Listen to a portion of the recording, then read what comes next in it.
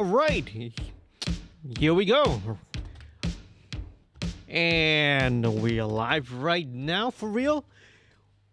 Hello, folks. Welcome to MixStream episode 40. Yeah, this is 40 episodes already, that have been featured. Started doing this at the start of the lockdown, the MCO, back in 2020. And here we go now, almost like, kind of 1 year and 9 months into the whole thing. And episode 40, man. So, tonight's featured artist, this featured artist tonight, they are called Late Night Frequency, right? And they are an indie synth pop band, right? Based out of Shah Alam, right? I guess most of the band members are from Shah Alam. So, there's some info that's available down in the description below. I'm going to just read it very, very briefly. They started in 2020, right? Fronted by Dr. Moja, right? Who works as a doctor during the day, Mr. Wolf, okay, and other band members include, right, Adib, Miro, and Ringo. Okay, so, right, I first heard about these guys, I think, like middle of 2020. So that was when Moja actually sent me a couple of the demos. So when I heard it, it was like, wow, this is really, really cool stuff, man. Super exciting. I was like, wondering, hey, are you putting these songs out? And, those were early demos and they really, really sounded cool. There was something different. There was something really, really cool. This whole synth, new wave 80s retro kind of a sound, that's really, really in the vogue and really, really cool right now. So yeah, I'm really happy, right, that we've got the opportunity to mix a song today. So shout out to the band, right? I think some of them are already in the chat as well. Late Night Frequency, I think Adib is there. Right, Amirul Aizat, Zachariah, who is also right, a long-time viewer as well. Want to give a big shout out to both Zach and Moja, right? Who is also happens to be right the frontman of the band, because both of them are also Patreon supporters of the Direct Access MixStream channel. So right, thank you so much. Right, thanks to you guys. You help to sort of you are a big source of motivation for me to keep doing content such as this. Plus the other various videos as well. So. Some cool stuff. I don't know whether you'll be I'll probably just mention briefly. I got a lot of videos coming up. I'm also doing some podcast videos as well. I spoke to a few people, right? A few other producers, and I've got a really special one that's going to be lined up for later this month, okay? Because I just spoke to a good friend of mine, right? And that's actually Emmett from Butterfingers. Right, he actually just came back and we just hang out and we did an episode of a podcast. So, right, just a little sneak peek so that that stay tuned. That episode is going to be coming out real soon. My little chat and my little conversation with Emmett.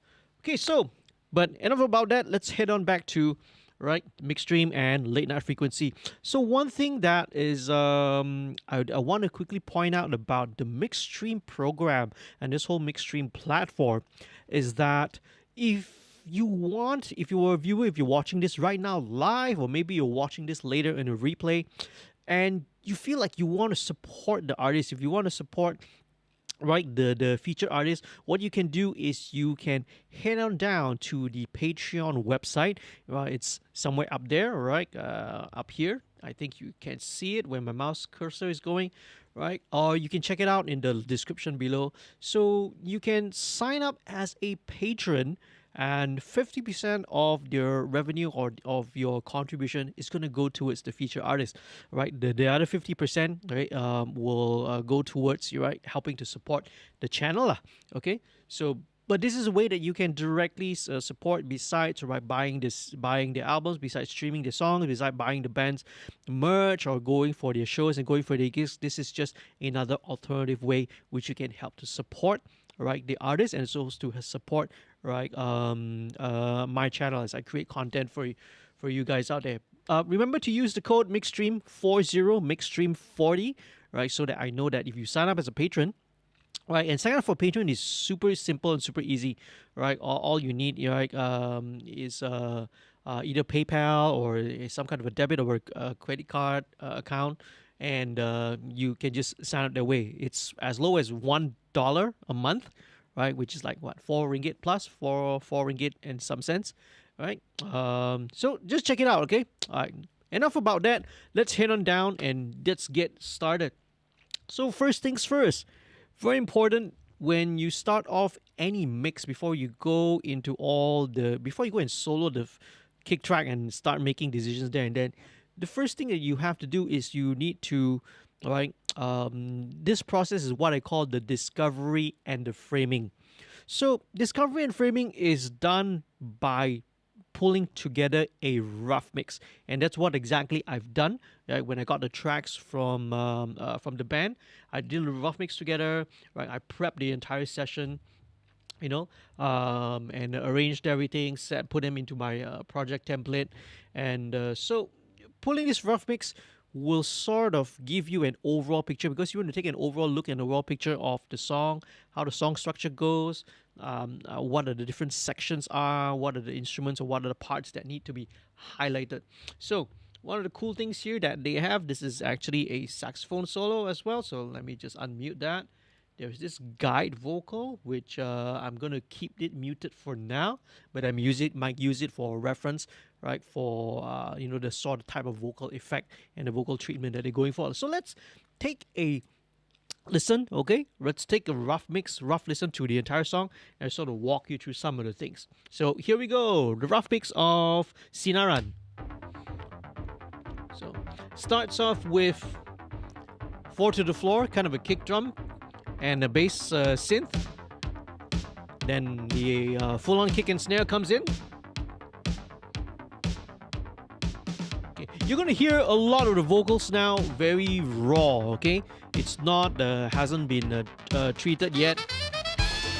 And there you go, there's the saxophone.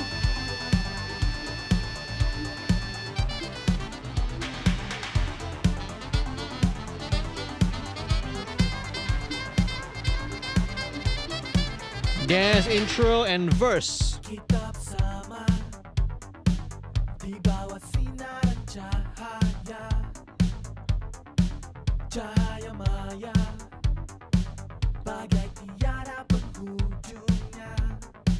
So the vocals are double tracked.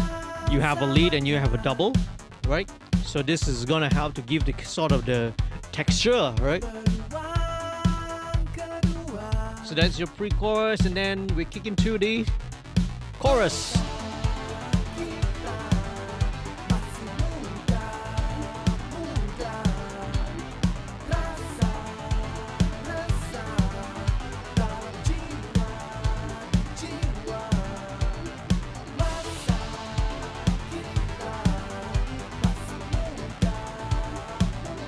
Okay, obviously when the chorus kicks in, you get, there's more synths to sort of increase the texture.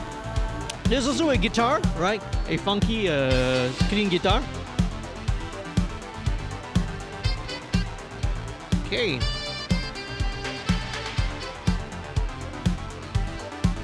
Little musical interlude before we head into the rap. And the rap here is featuring Ichu. Right?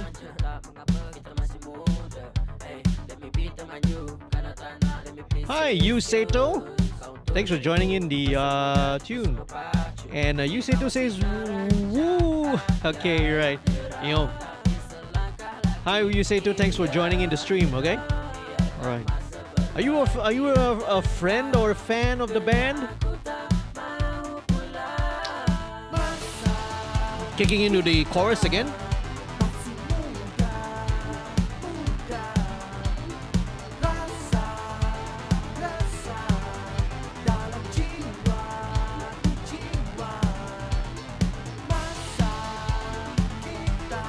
Right.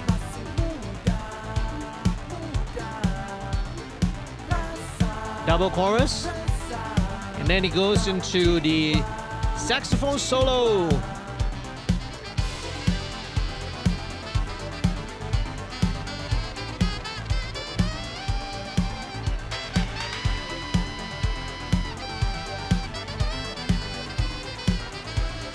Okay, and this final chorus, you hear a little bit more in terms of the risers, in terms of the BVs as well.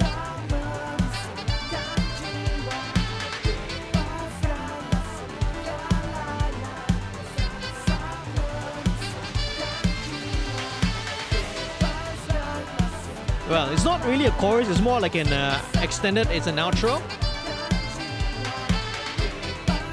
The drum fills are also happening a lot more frequently before it ends. Yep, and it ends with the same drum loop that we started with. Super cool, right? So there you go. It's just a rough mix. Everything is super, super raw. You know, there's no compression or any of that sort. Just, you know, adjusting and playing around with levels. Okay, so let's dive right into it, okay? Right, right. And Yuseto is Mr. Wolf's daughter. Okay, I'm the Mr. Wolf. Okay, I'm very confused, Mr. But thank you for joining, Mr. Wolf. All right, so let's dive straight into it. Let's dive straight into the mix. So let's mute everything. And if you are a long-time viewer, you already know. First things first, very important, and what I'm going to do is I'm going to set the level. All right. First thing first is we want to get the initial levels right. Okay, and why is that so? Why is that important? Now, the reason it's important is because you want to get your gain staging, and you want to end up with a mix that has a good amount of level, a good signal to noise ratio that doesn't clip. Well, obviously you do not want to clip, you do not want to distort your master bus. Neither do you want your overall level to be too low, because later on you will run into noise floor issues. And the easiest way to do that, okay, is to take the kick drum and set it to a certain level. And what level do I aim for? I'm aim for minus 12 dBFS. So let's just listen to kick drum first, okay? Pay attention to the master fader, which is over here, okay? Which is over here. I think you can see it. And let me do it this way, so you can see the master fader here. Let me pull everything onto another track, onto another window. I'm using a dual monitor setup, so you guys can only see the first one. But what I want to aim for is that this kick drum is going to be peaking at minus 12. Okay, now there's a couple of reasons why I picked that number. Firstly, I'm going to set the kick drum so that it peaks at minus 12. And the trick is, once you set the kick drum level, everything else will be balanced accordingly, will be balanced to that. It helps. There are several reasons why, right? It helps, first of all, obviously, like I mentioned, it gives you it will sort of give you a good ballpark to aim for, so that when you end up with your final mix, it gets a good level, you get a good signal to noise ratio. But the other benefit of doing this is that it ensures that every time you mix, every time you work on a mix, or you work on any sort of recording, if you set this level, all right, I'm calibrating it so that every time I mix or every time I listen, I'm listening at roughly exactly the same volume level every time. The way I've set it up, the way I've calibrated my speaker level and the volume levels in here, when I am hitting minus 12 dBFS on the kick drum and balancing everything, my mix ends up at about 85 dB, right? SPL. How loud it sounds here at the mix position. And 85 dB is a magic number, because that is, the sound pressure level where your hearing is the most linear and the most flat. Okay, it's roughly around that 85 dB. Some people aim a little bit lower, 80, but it's within that region. So every time I'm working, every time I'm mixing, right, it's at 85 dB SPL.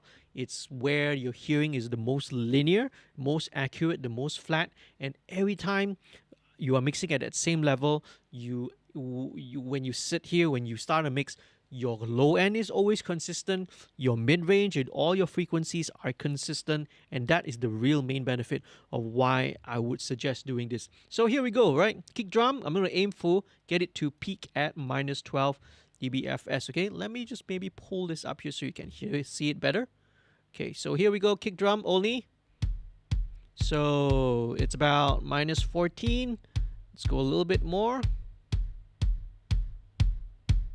Okay, now it just kind of went over a little bit, like -9.4. So let me just back it down. Let's just set it here. Okay, so what are we aiming for? -11. Let me just bring it down one more. So -12.4, 11.6, something like that. Okay, so roughly there.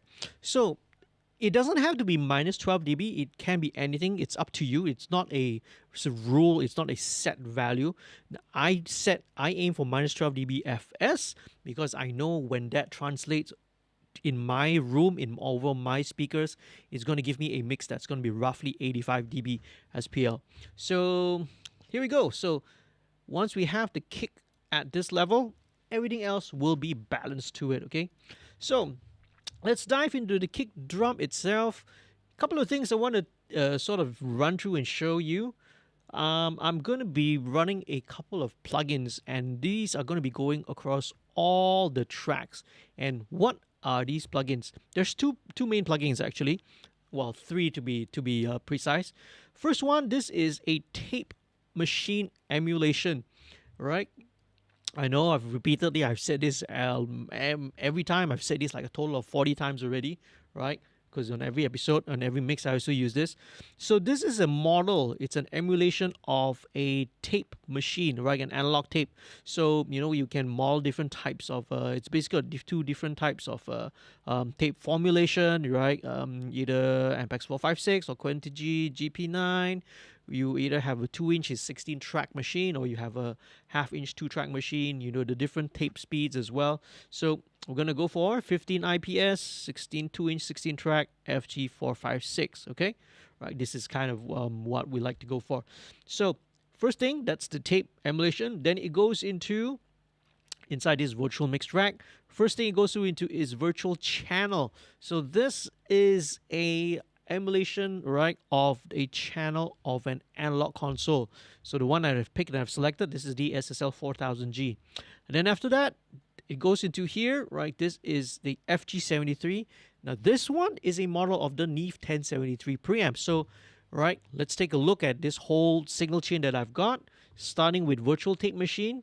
So it's as if we are mixing, all right, the tracks which are recorded on analog tape, passing to an analog channel of the console, and then finally, right, passing through the circuitry of a Neve 1073 preamp.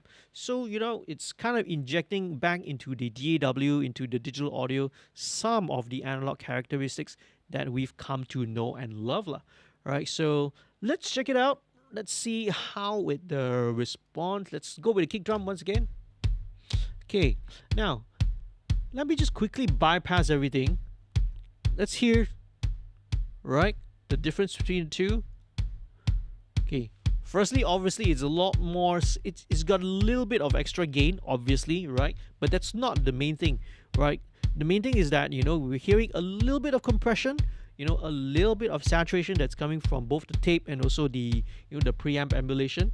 So that is all a little bit very, very beneficial. So here we go. Let me just play around with it and see what we do if I turn this down. Let me just pump it up and see. Well, you can see here, yeah, it starts to saturate, starts to distort a bit, which is interesting actually. Might be a useful sound, but okay, let me just bring that down a little bit.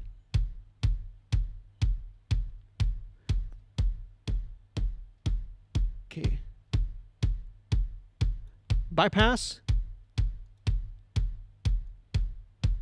It's actually interesting. It's at about +9 dB. It sounds a little bit punchier. So let's bypass that again. So here, of course, it's a little more bigger, a lot fatter, but here it's like it's got a little bit of attack. It's like it's distorting, a little bit of the slight distortion there, right? Which I feel is kind of adding something. So let's just leave it at there. Now, one thing that's important is there's a saying that goes, you set and you don't forget. So I'm setting this here, Normally, I don't really like to saturate this too much because I think because too much of saturation sometimes is not a good thing. I usually kind of prefer it to be, fairly neutral, fairly zero. I just want it to be very, very subtle. But now I'm kind of dialing this in to get a little bit of, effect. So it is saturating the channel, all right, a little bit. So let's move on with the FG73. Let's check this out. So usually it's about 50-50. Let me turn this down and okay, interesting. Let me turn this back up.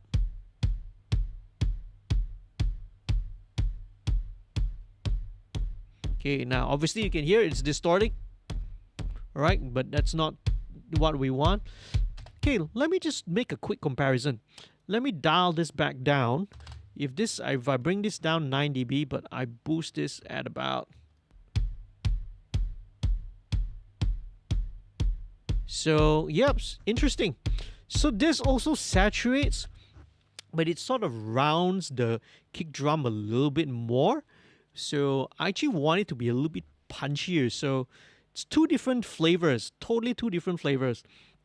And this is before even doing any sort of compression to it. So I think I prefer this in this situation to have the input of the virtual channel, right? It auto compensates, of course, when you put the gain 9 dB, right? It brings it down by 9 dB as well.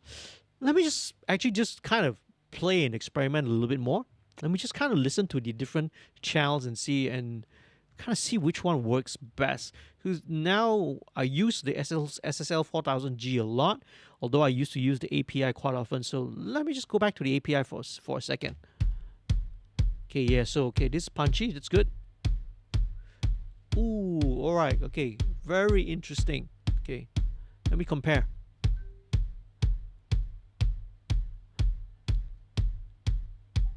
So the API feels like it's got a little bit more, takes away a little bit of the low end, or I should say actually it's less muddy. So interesting. Let me go to the 4K. Right. Let me go to the E series. Now let's go to the Neve. Okay, the Neve, a bit too much low end. I don't really use the Neve that much. The Trident is interesting. Not too bad as well. Trident, let me go back to the 4K. 4K is definitely punchy. The Trident is also punchy, but not in the same way. So I guess, okay, and the 4KE sort of saturates a little bit more. It's being an older model. But the 4KG, which is the 4000 SSL 4000G model, seems to be giving the best balance of everything. It has a bit of that saturation, but it's also adding a little bit of punch to it. Okay, so cool. So that's what we're going with. All right, so now let's drop in an EQ, which I love to do. That is the FGA. So now let's just take out a little bit of 200. Just take out a little bit of 400, just to scoop it a little. Okay, and let me just check out. Yeah, let's take it out a little. Take out a bit more. 4 dB. Okay, this might be a bit too scoop. Okay, yeah, I think that's fine. So 4 dB at 400 hertz, another 4 dB at 200 hertz, which kind of actually is more like it's like a broad tree, like it's more like centered at 300, but it's a much more broader scoop lah. So that's cool, right? That helps to take away some of that low and mid. I want to try something different. This is the FG Dynamics. This is the dynamic section that's taken from the SSL as well. So I want to try this out for a second. So let's go with a hard knee ratio, 5 ratio. That's fine. It's kind of the standard. Release also fairly fast at 0.5. Actually, that's kind of medium. Okay, let's play around with it and see what happens.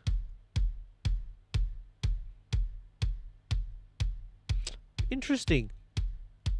Okay. It's really grabbing it. Okay, super. It's like really, really bringing the transient out. Let's go with soft knee, maybe. Bypass. Wow, this is definitely making it, you know, a lot punchier. So let me let's go with a slightly lower ratio. Let's go with a ratio of 4. Bypass.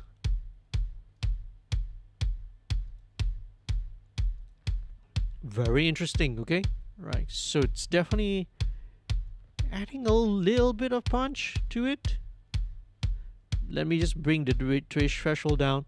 I just want it to maybe just have a tiny touch of gain reduction. Okay, let me just bring the link down. Bypass. Let's bring the threshold up a little bit more. Nice. Okay, cool. Okay, very, very sweet. All right. So let's move on next, okay? All right. So again, I may change some of the compression settings a little bit later depending on what's happening. So it really depends on how everything else fits. You know, the snare, the bass, the rest of the instruments, the vocals. Okay, let's do a quick high pass here at 20 hertz just to, you know, get rid some of it. Now I'm hearing some a bit of a nasal honky frequency here, somewhere up here. Let's try and get rid of it.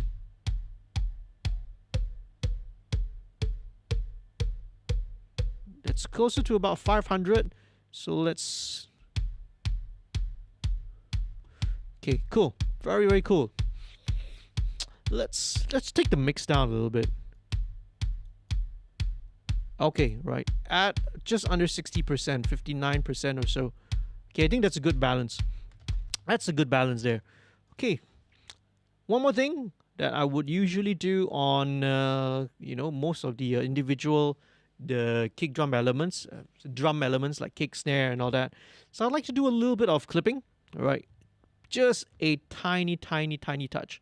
So as you can see, actually, all these kick drums are not the exact same level. Right, which is great because, you know, there is a little bit of dynamics there, right? So instead, it's a great job, right? So that they, you know, of what they did here, so that the drums are not like, you know, static all the way. You have some really tiny variations here, some tiny fluctuations in terms of levels, which gives it a much more organic feel. So this is a really, really great production decision, right? The easiest thing could have been just to keep, you know, drop in the drums there at exactly the same level all the way, but that would be a little bit boring. So this gives a little bit more of dynamics and real organic, an organic sense to it. Okay, so this is just gonna clip the top very, very slightly. So, you know, some of the hard accents, it's just gonna clip the transients at that. That's all it's doing. So there we go. That's kick drum. So let's move on next to snare. So same thing for snare drum. Well, I'm also going to be putting in the same signal chain, tape, and console emulation. Let's blend this baby in. All right. Okay. So solo this has got a lot of low end, right? The fundamental here at about 200. So it might be a bit too much. So, but let's just mess around with this and see. Let me try and saturate this. Okay, right. Too much, right? Right, too much. I don't want it to distort. So let's go back. Let's check the tape. This is fine. This is fine. It's okay. Okay, so because I sort of maybe want to bring out a little bit more of the the sustain and some of the brightness out of it. Let's run it through this one. I love using the Black Box Analog Design HG2. This is a really, really cool saturator. So let's go with the snare drum again. Okay, right. Let's engage it. Oh, instantly. Well, it is louder, of course. All right, so let me just bring the output down. So I want to sort of get a little bit more of a saturation from the high mids and the highs. So okay, nope, not really. So this is doing something that I like. It's bringing a lot of sustain up as well. Okay, but let's change the saturation frequency because now it's flat. Flat means that, it's pretty much flat across all the different frequency ranges. So maybe let's move it to... Okay, definitely not low. Yeah, all right. This is kind of doing what I wanted. It's bringing out a little bit more air out of it. So let's play around with the pentode. Oh, this is doing some wonders. Very nice.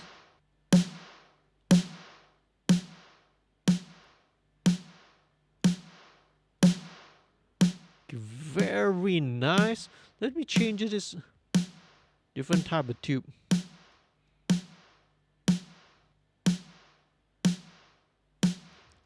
Alternate tube.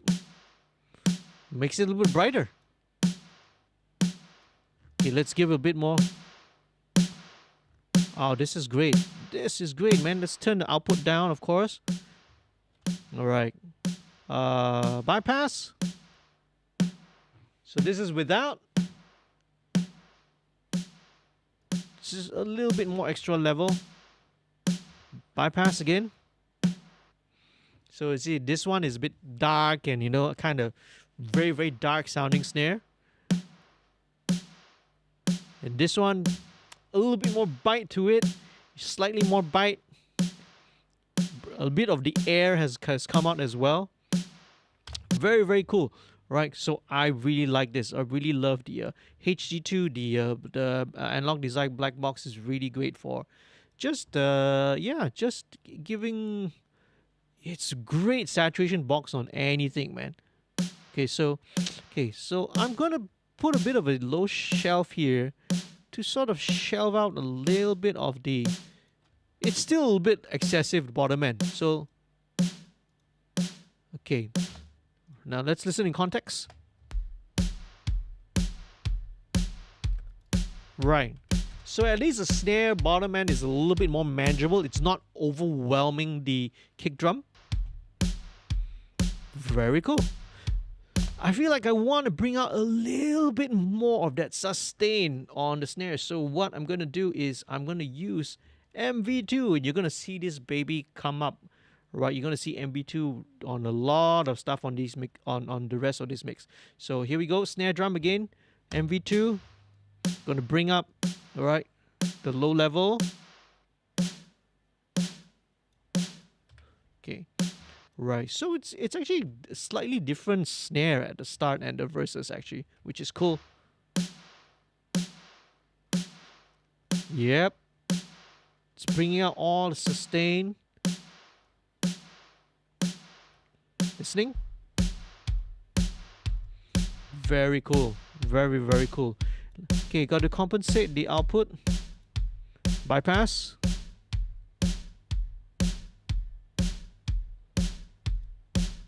Okay, let me try one more other thing. Let's see whether this is going to add even more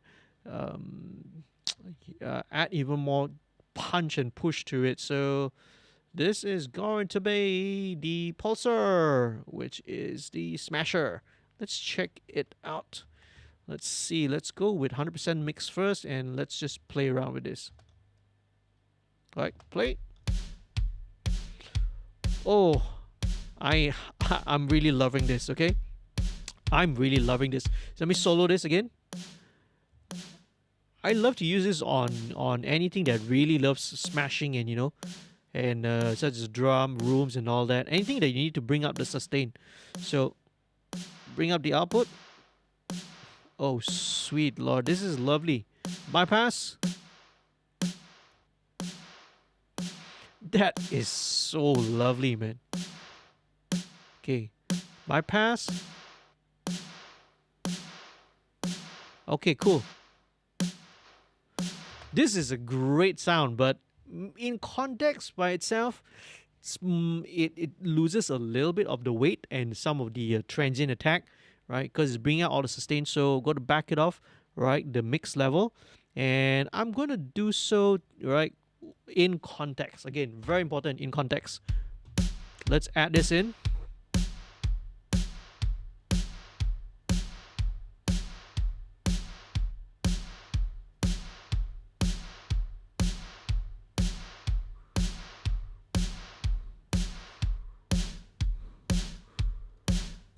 Let's try that again.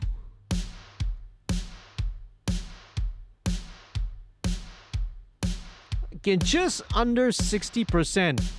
Sounds like the right amount. Let's bypass. See all the energy and the sustain that's from that's in the snare comes up. Let's bypass this.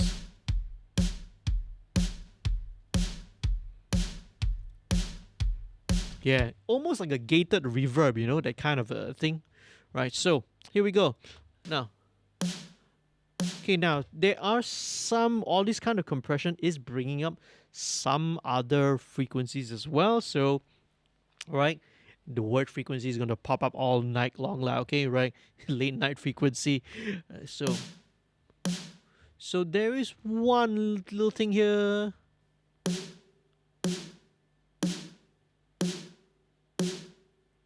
Okay, one cool thing we love DAWs nowadays, they have their built-in spectrum analyzers here.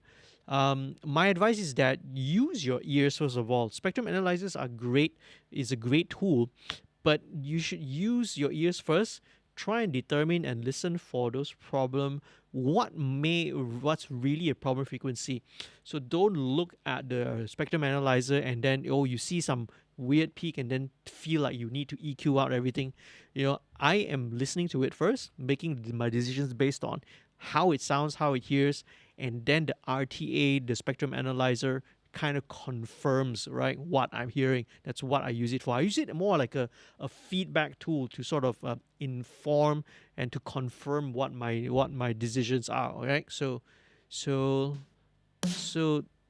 let's kind of just clean that up a little bit. That's good. Okay, that's good.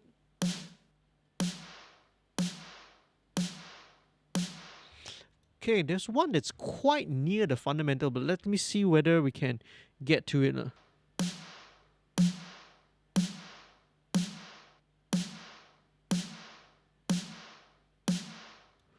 Yeah, it's very close to the fundamental though, so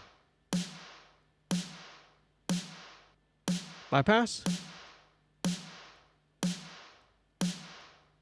Alright, okay, listen again in context with the kick drum. Okay, good. I'm happy with that. Okay, just bypass all the EQ. Oh yeah, okay, yeah, definitely. Yeah, it has kind of removed some of the mud from the snare, but you still want to retain that punch over there, lah. Okay, so let's see. Let me just put this back up by about a dB, the low shelf.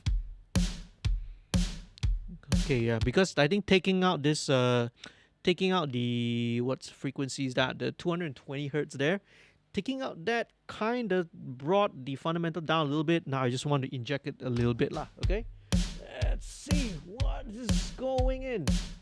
Let's see. Let me just read quickly. Okay, welcome to everyone who's tuning in together. Blah blah. Sneak peek off. Right. Okay. Welcome everyone. Indeed. So Adib's got a question. What's your target dB for snare?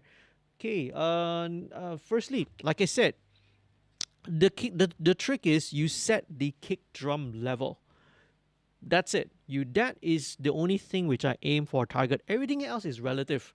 Everything else is relative balance to that. I don't look at the master meter to look at what the level of the snare is. I set it where as loud enough, right? Because I'm balancing. I'm using the kick drum as the reference. So right, the kick is the reference. So the snare needs to be as loud as it needs to be, lah. Okay, right. Another thing to nitpick and sort of nitpick a little bit. Okay, when you say target dB, whenever you mention dB, okay, it's very important. dB by itself, the decibel, always needs to have a reference level. When you just say dB, there's no meaning. It's meaningless.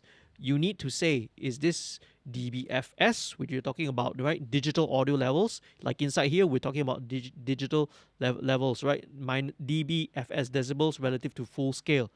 Are you talking about dBs in sound that's traveling through air, right? That's coming up from a pair of speakers, that's coming up from your headphones, that's measured as, that is referred to as dBSPL, sound pressure level.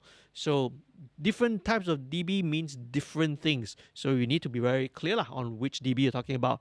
But that's just me being a OCD, okay? So let's move on to the hi-hat. What do we have for a hi-hat? Sweet. Okay, very cool. This is more, it's like a hi-hat loop. Let's just put in a little bit of that anyway. All right, let's put in the tape. And let me drive this a bit harder. Okay, just to get a little bit off. A very tiny bit. So you don't really need all the bottom end, so we can just pretty much shelve everything, right? Pretty much just filter everything out that's below 1K. All right, so this hi-hat is kind of on the drummers, on the audience perspective. It's a bit heavy on the left. So I'll go with it, okay? Right, so hi-hat that is on the left. Here we go.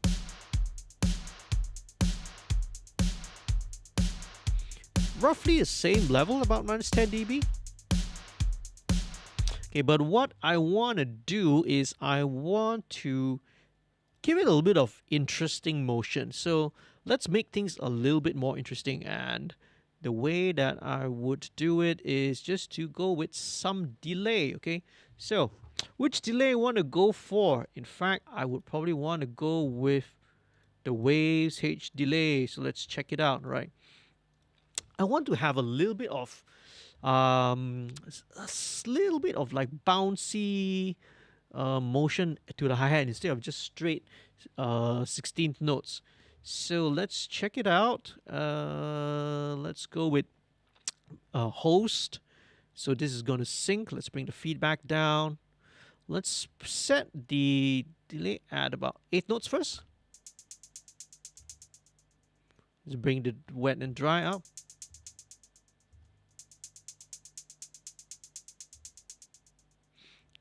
Okay, the 8th note's not really doing it. Let's go with dotted.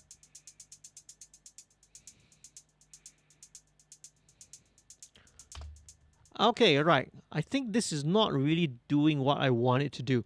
Okay, I know what I want. Let's switch to a different delay. Okay, let's go to, I know which is going to give me the motion that I want. It's usually kind of what I usually go to first. That is the Cooper Time Cube. Okay, so let's make sure send is on, sync is on. Let's bring the volume down first. Okay, now this is a little bit more interesting. So let's set the delay to, let's set it to 8 notes on one side. Okay, hello, 8 notes. There we go. All right.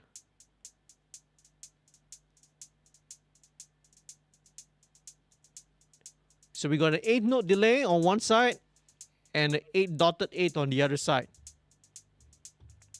This is pan left, pan left and right. So let's increase the decay. Let's darken it a little bit.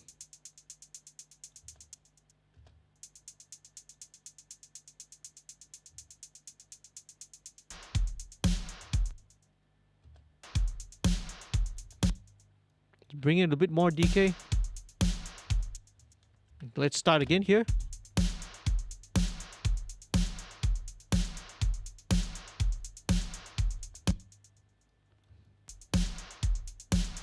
Very interesting. Let's roll out some of the bass. Probably a bit more.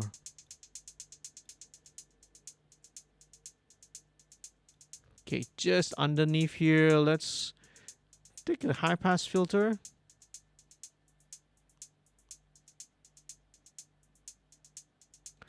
Let's change the color a little bit. Let's change it to,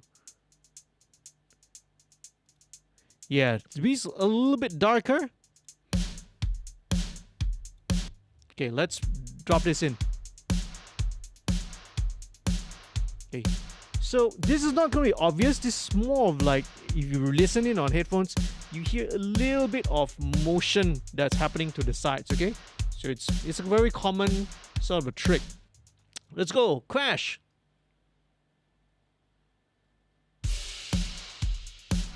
Okay, very cool.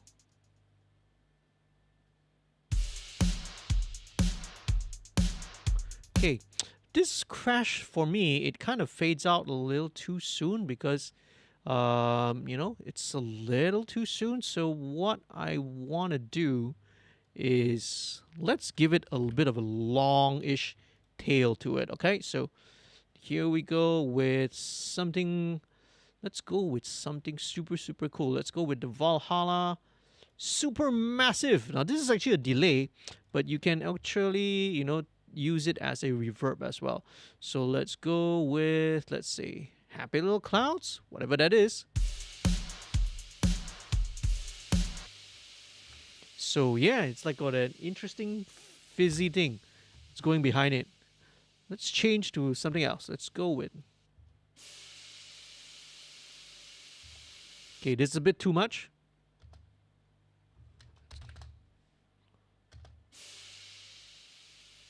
Dark Matter. Okay, let's go with Billions and Billions.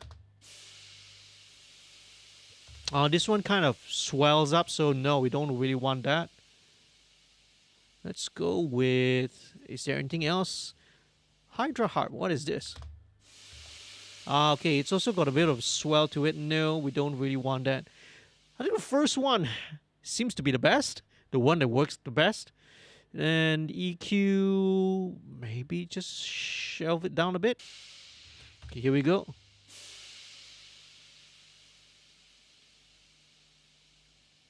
Okay, let's listen in context.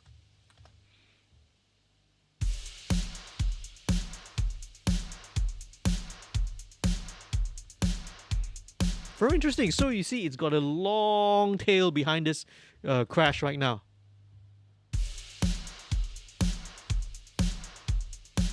Okay, we'll see how it works now, okay? Because it can sound like a little bit of white noise that's happening.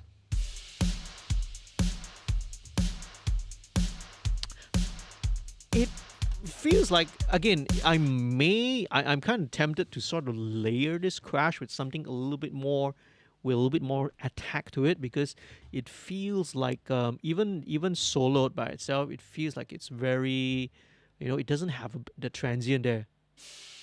Yeah, it sounds like a very kind of a distant kind of thing. Let me double check and see.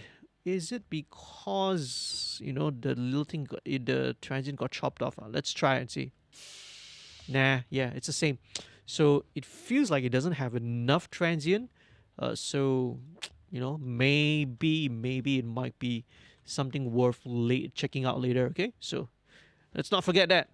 Okay, so drums. Very cool. All right. So I'm going to try out some. Let's try out something that's a little bit different.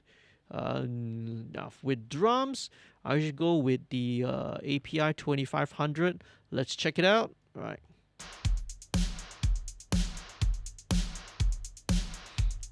Wow. Okay, it's really grabbed it. Let me bypass.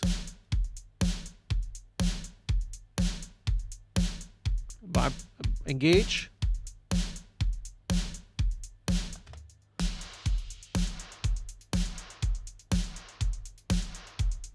Okay, let's play with the attack. Okay, let's slow the attack down. Oh, this is much better. 0.1.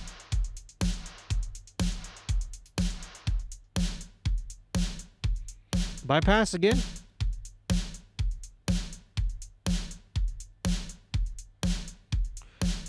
Okay, so I'm just gonna remember this first of all. Whether I have this, I may kind of just bypass this entirely because it not necessarily will need this, because this isn't exactly a rock track, right? So you know it's not really a rock track, so it might not need this API 2500. In fact, I'll decide when the bass comes in. Okay, so let's move on. Next thing will be the bass, and here we go. So there are two tracks of bass that I've been given here. Right, one is an amp track, which is very cool. Let's solo this and see. Right, so you know this one is a little bit darker, a little bit dirtier, and we've got a DI track here. Okay, very cool. So the one thing that I think I need to address first of all is that the gain structure is a little low, so I'm gonna have to just bump everything up by about 10 dB or so lah. Right, let me just bump that up first, and let's just blend it in. Okay.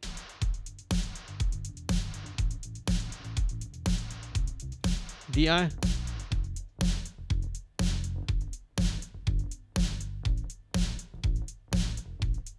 Okay, right. So the amp track is really dark sounding to me, right? And it's dark to a point where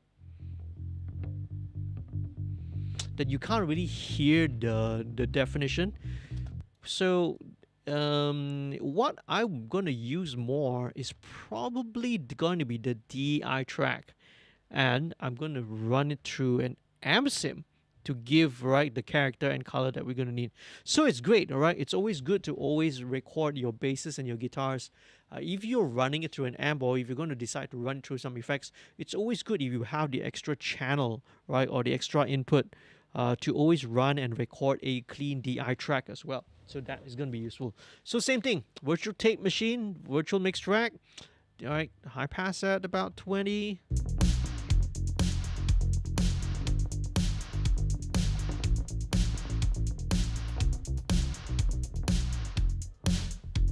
All right, cool, very cool. Right, I think the DI track is going to work a lot better. It's still a little dark sounding though, but that's okay. So let's go with the amp sim, and what I'm gonna do is I'm gonna drop in the Ampeg B15. Right, let's try this out. Okay, right, this is the B15, which is the flip top, the Portaflex.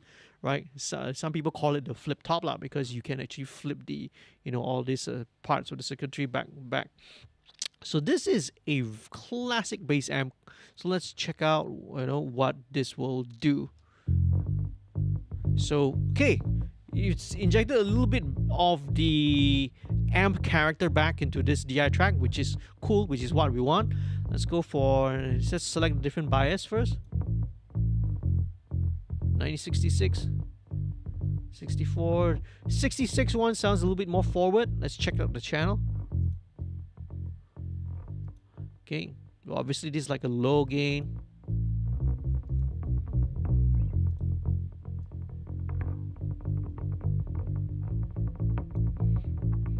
Let's go back to the 1964 channel. Let's boost up the treble. Okay, let's check on the power soak. Let's bypass. Let's bring this down to about -5 dB. So this is with a ribbon mic and an EQ. So what about, let me just change over to something else. This will be with the AKG D112. Let's go with RE20. Where is my RE20? Is there no RE20? Oh, they have a D20 here. Interesting. This is an AKG D20. Oh, okay. That's really cool. All right, AKG D20 really seems to be doing a good job here. Beta 52. Yeah, a bit too scoop. Never a fan of the Beta 52. Sorry, this is like a Sennheiser, right? If I'm not mistaken. So 57. The SM57 model is surprisingly not a bad one though. So let's go back to the AKG D20 because that sounded like that sounded like the best bet for it. So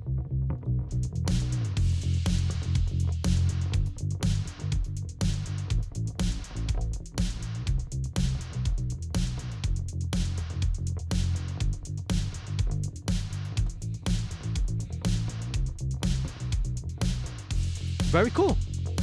Very cool. Okay, cool. I'm quite satisfied and quite happy with this. So once again, let's set and don't forget, okay? So ran the DI through an amp sim. So the bass is now going into this group. So let me just quickly run through what I run through the bass group here. First things first, this is Waves C4 stereo. It's a multi-band compressor. I am using only the lowest band, and this is basically to just control the real bottom low end. That's from the bass guitar. All the other bands here, right? You've got your second band, like a low mid, high mid, and the high band. It's all bypassed. So this is not doing anything. So it's only this range, right? Which is about 180 below, right? So this is just to control the bottom low end, right? So let me just check it.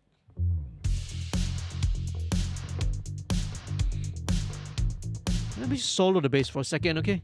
Solo.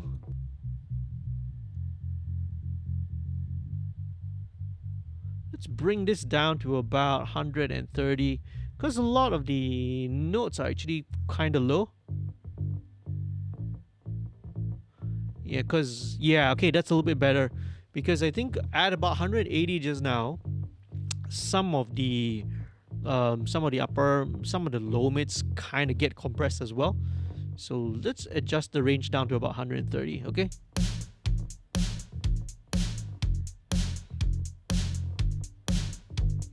Okay, cool. Now the next thing I think would be really handy would be this guy here.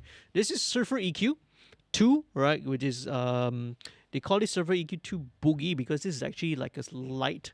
It's like a light version that's available to Focusrite users.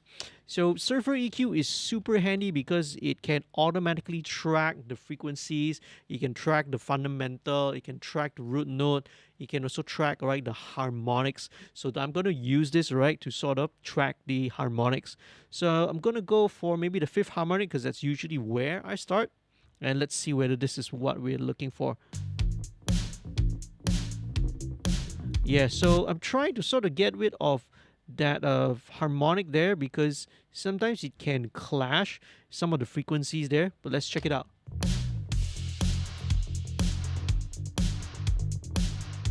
Or maybe even the fourth.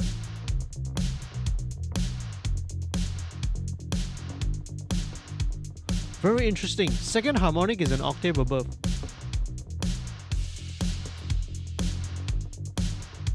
Fourth harmonic.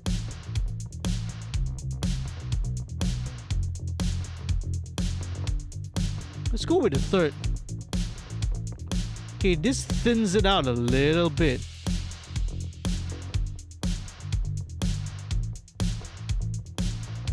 Okay, let's go with fifth lah, okay? So fifth is usually where I start off with. So let's see where this will go, because once again, all the other elements, the bass synths and the bass arpeggios are not in yet. So here we go.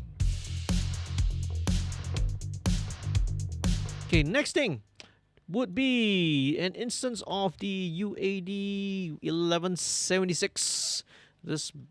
I'm gonna be driving this fairly hard. So okay, let's check it out. So this should really even out a lot of the fluctuations.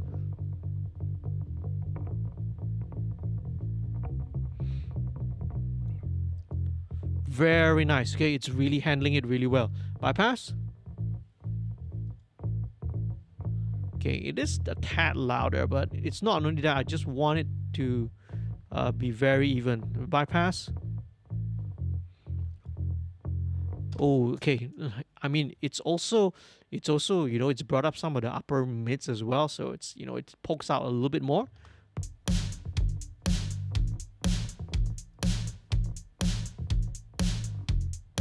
Okay, right.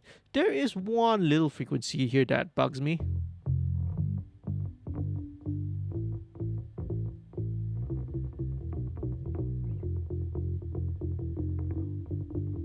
It's around the 330, 340 range. So it's kind of constantly bugging there. So I'll just EQ this out right now. Sweet. Next thing. Let's drop in Bass Rider. So Bass Rider is a plugin, right? This is another intelligent plugin that looks ahead at the signal, right? This is tuned to bass frequencies. It looks ahead at the bass signal that's coming in and will automatically ride the level accordingly. So all we need to do is just set a target.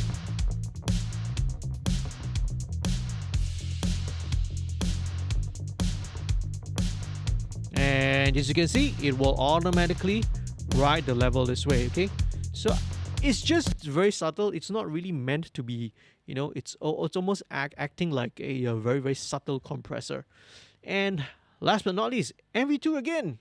Right, so this guy we're gonna see very often. So let's bring in the MV2.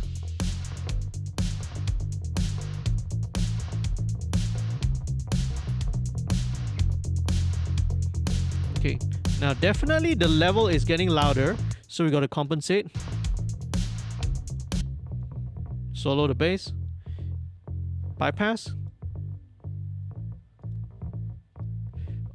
Is just a little bit more solid, a little bit more, a little bit more of the sustain. Okay, cool. Let me just go back to the original channel again. Let's kind of take a look at whether I can drive this a little bit harder.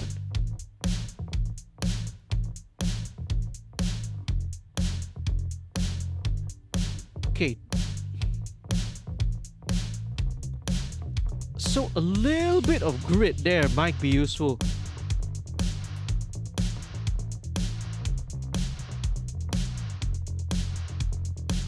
Okay, let's turn the bass down a little bit more because it has brought up a little bit more level.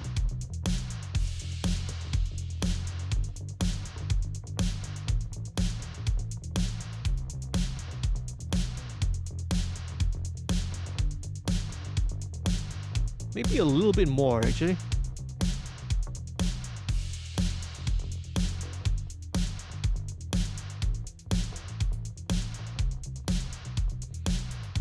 Okay, very cool. Okay, so now I may have to go in a little bit more fine detail later, because now what's happening is that, especially I think in the verses, some of the sustain, some of the noise that's in between the notes is starting to come out a little bit. So I got to deal with that later, lah. I'm gonna have to like chop it up and clean up these parts. It's better to do it manually. I could use a gate, but the gate is not as precise, lah. It's better to just go down right into these details and just clean up all this. I think it's really gonna improve the bass sound a lot, because it's going to sort of clean up all some of the low end mud that I'm kind of hearing, lah. So it's not really an EQ thing. It's really something that you need to deal with, right? With editing, lah. Right? It just needs to be cleaned it up a little bit more, especially for something like this. Okay, so there we go. Right, so let's just leave it at there. Let's move on with the next thing first, okay? Now, so the next element would be this bass synth over here. Let's check it out. So same thing, load it with the taping console emulation. So this has got a little bit of a phaser thing going on as well. So this arpeggiator is, yeah, which got a little bit of a section that goes into a filter. Very cool. Okay. So this one will need to, again, let's drive this.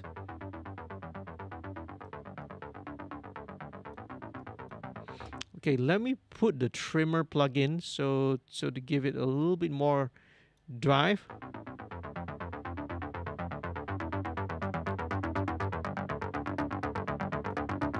So up by about 10 dB. Oh, up by 10 dB, not down.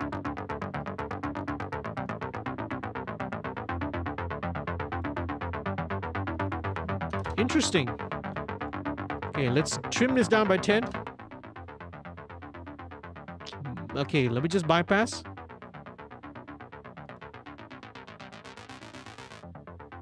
Bypass.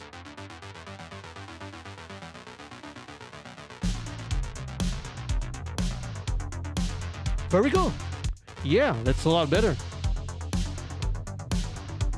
So I think, okay, I think this is really working really much better now. It's kind of makes a little bit more sense now that the bass being, the actual bass guitar being a little bit darkish side, right? It makes actually sense now. So because when the bass arpeggiator kind of kicks in, that's where it kind of fills in some of the upper mid-range and some of the bright.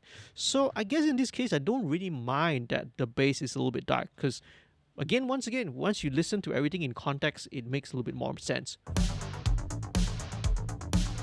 Sweet. Okay, now with the bass, I might want to give it a little bit of space actually. So I'm gonna try the Eventide H3000 on bass. Let's try and look for something. There we go. So let's try, let's check it out. Dynamic thickener. Very cool. Very interesting. Okay, let's go with some other sound. Haha, mean octaves. Filter offsets, delay pitch. Okay, right. This I like because it's like it's kind of a filtered delay. A very dark delay. It's like a delay that's been EQ'd, right? So that it's only got like the low frequencies in it. Very cool, very cool. Keep that in mind. I'll keep that in mind, okay? To hear how it says. But I like the dynamic thickener. I sort of like this dynamic thickener. And just play around with the blend. But let me keep that in mind, okay? Let me keep that in mind. Let's go with this stereo flanger. No, okay, right. It's way too much. Okay, the stereo flanger here. Left, right, swish.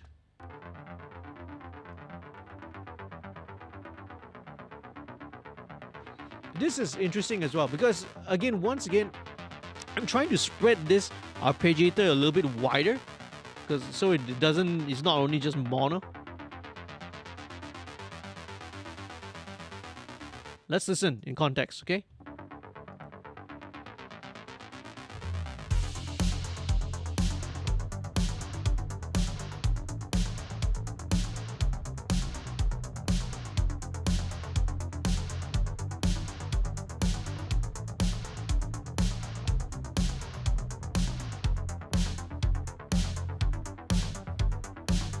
Very interesting, okay? I like it because it's just a very subtle small delay that adds a little bit of spreads the bass a little bit more. Let's just turn this down a little bit. Yeah, it's almost as you're putting the bass a little bit of reverb and ambience into it. That's basically what it's doing. Okay, let's leave all these synths alone for the time being. Let's check out what this second bass arpeggiator is doing.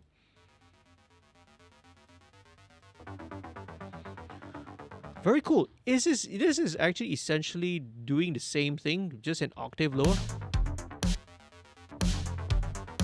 So let's just copy the settings over and let's check out what it does, okay?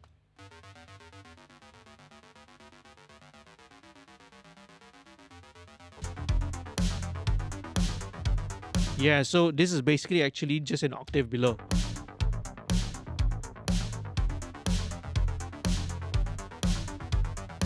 Same thing, very, very cool. Let's check out this third one, the third bass arp, which is going over the choruses. It's sort of actually doing the same thing also.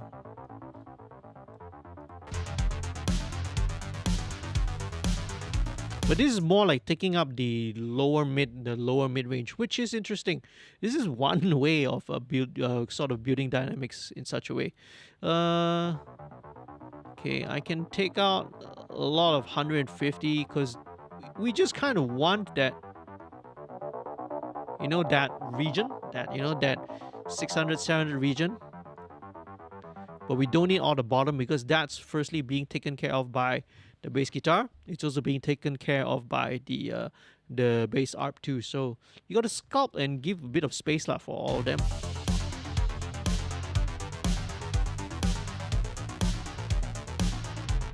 Very nice. Very nice. Okay. Now I feel like let me see if we can just give it a little bit more of, again, slightly more character. I'm going to drop in the 1176. This is great, man. This is a great revision A. Here we go. Revision A. There we go. Let's check it out. Let's go with 8:1 ratio, fast attack, fast release, and let's check it out.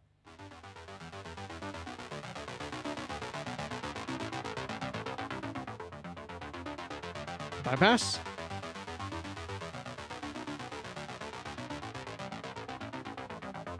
Bypass again. Yeah, I'm not really using this more of a not using this as a dynamic control because it's a synth program, synth line. So dynamically, usually synths are very consistent already. What this 1176 is doing is that the compression is more of bringing out more of the harmonics. So this is more using this as a tonal control, more of a tonal thing. So just giving it a little bit more energy, a little bit more tone. Okay, let me bypass this. Yeah, so just feels a little bit more aggressive. Hang on a sec. My computer screen, monitor screen over there just went dark. So very, very cool. Right, so here we go. Thanks again, right, everyone, for watching and tuning in. By the way, if you're not a subscriber, please do subscribe. I would really, really appreciate that. So let's move on to guitars, okay? Let's go with the guitar first. So this is a clean electric guitar. Very cool. All right, so let's load up. All right, so now with this one, I go for a slightly different setting. So instead of 15 IPS, I go for 30. 30 gives you a much more wider frequency response, so basically a lot more highs. So let's tune art. Let's get the let's get the SSL console here. Let's filter.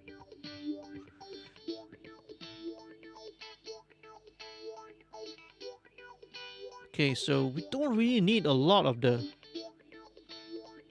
bottom end, so let's go to where the guitar is playing. Let's go in the chorus.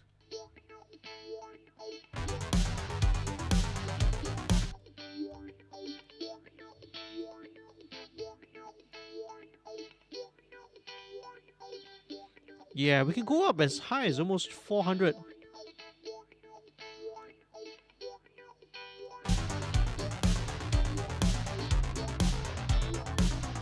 Very cool. Okay, so now this is gonna need a little bit of compression to bring things out. And what are we gonna do? Let's go actually with the opto. Where is the custom opto? Yeah. So this is the custom opto. Actually, kind of looks like a tube tech, if I'm not mistaken.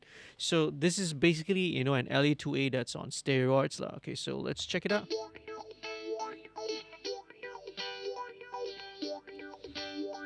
Okay, but default settings are really great already. It's kind of like, you know, the default settings is kind of like the setting for where the LA2A is. Yeah. The one thing I want to go for is actually this, the tone control here. So let's check it out, right? This is flat, smooth. I like it.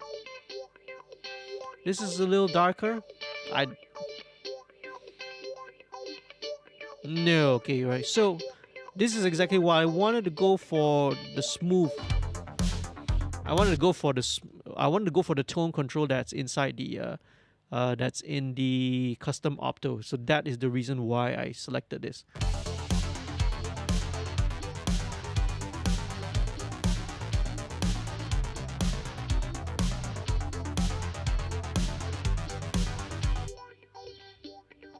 Okay, right. So it's now going to need a little bit of EQ to sort of bring out the notes.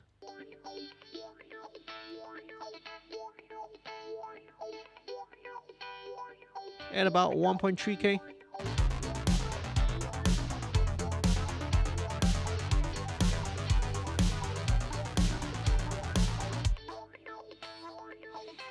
So I was just driving this to see how it sounds. Nah, no. Not really a sound that we want. So just bring up the filter all the way to 500. Check it out.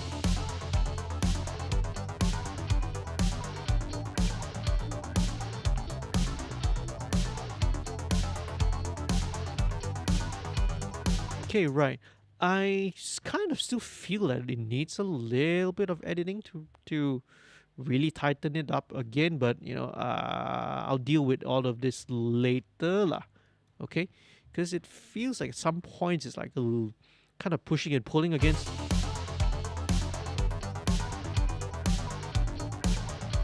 Yeah. Okay. So you can sort of see here, it's like slightly early, and then on the three beat, it's kind of pulls back a little bit. Then yeah, and then when it goes da da da da da da da on the third bar, it kind of rushes a little bit. So there's a bit of a push and pull there. So I think some editing's gonna improve things a lot better in terms of the overall groove and the feel of the groove. But these are sort of some things which need to be, some attention needs to be paid to later lah. Okay, so in the meantime, let's just put it there. Right, a little bit to the left. Super cool. All right, so that's pretty much the main rhythm section. I'm going to skip all the synths first and come back to it later, because the most important thing, the one that really sells the record, are the vocals. So let's start with the main vocal. Okay, I'm going to drop in my usual signal chain. So let me just run through what I have. First of all would be TDR Nova. This is a... okay, let me just set maybe a cycle point first. So this is a parallel dynamic equalizer. This is free. You can download this right from the TDR website. So what I'm going to do is, let's start with soloing the vocals. Let's high pass everything, 12 dB per octave slope. Okay, right. So immediately you can hear there's quite a lot of bottom end, you know, because probably record really close to the mic. You hear some plosives. So let's... Sinaran cahaya maya. Okay, right. Let me turn down. That was the old guide.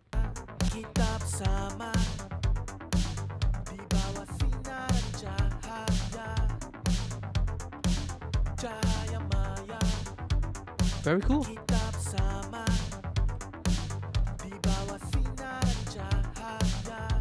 Okay, right. Here we go. Let's just loop that again.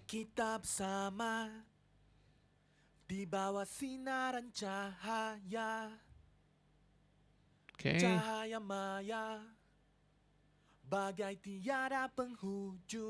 Okay, right. So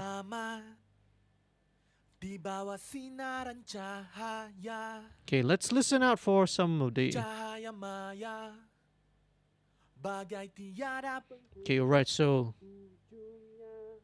Kita bersama di bawah sinaran cahaya, cahaya maya, bagai tiada penghujungnya. Kita bersama okay, around bawah sinaran cahaya. you got some stuff around 360, right around 360 hertz. Excuse me, why can't this be typed in? 360, 360. Okay, right, 360. There you go. All right. Yeah, so let's turn the gain back down.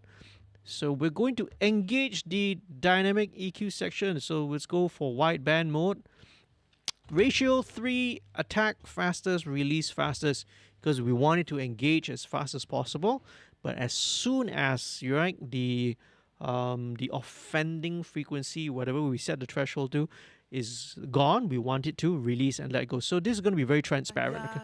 It's a transparent form of EQ. Cahaya maya, bagai tiada penghujungnya. That's better. Kita bersama di bawah sinaran cahaya, cahaya maya, Okay, right. So now there's a little bit of a little whistly. bagai tiada penghujungnya. Kita bersama. Yeah, at about 880 hertz. So same thing, right? Since this is set to wideband mode, once you engage wideband mode, it will have the same ratio lah, 3:1 ratio, fast attack, fast release. All right. Di bawah sinaran cahaya, So I think this cleans up. cahaya maya, Oh yeah, that's a little big improvement. bagai tiada penghujungnya. Very cool. So once this is done, okay, there's actually one more thing. This is smooth operator, but let me skip that first because first thing I want to engage is same thing, virtual tape machine, virtual mix rack, and you guess it, right? Similar thing, right? Your virtual channel. The only difference is that instead of the Neve FG73, I use the Hollywood Tube Collection instead because with vocals, I think it benefits a lot if you kind of run it through tube equipment, just to give it a little bit more character. And so this one is the Hollywood Tube Collection, and it's also going into this FG Stress, which is a distressor.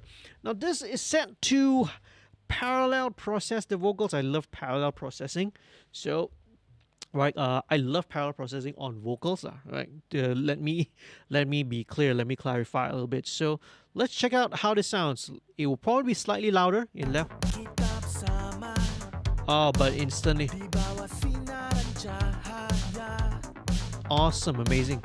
cahaya maya, It's instantly becomes so much more solid already, right? Okay, but I'm gonna sort of adjust the trim a little bit. bagai tiada penghujungnya. Kita bersama Okay, down by about 40. bawah sinaran cahaya, cahaya maya, Okay, let me change this to tube byte. bagai tiada penghujungnya. Very cool. Kita bersama di bawah sinaran cahaya, Let's go with cahaya maya, bagai tiada penghujungnya.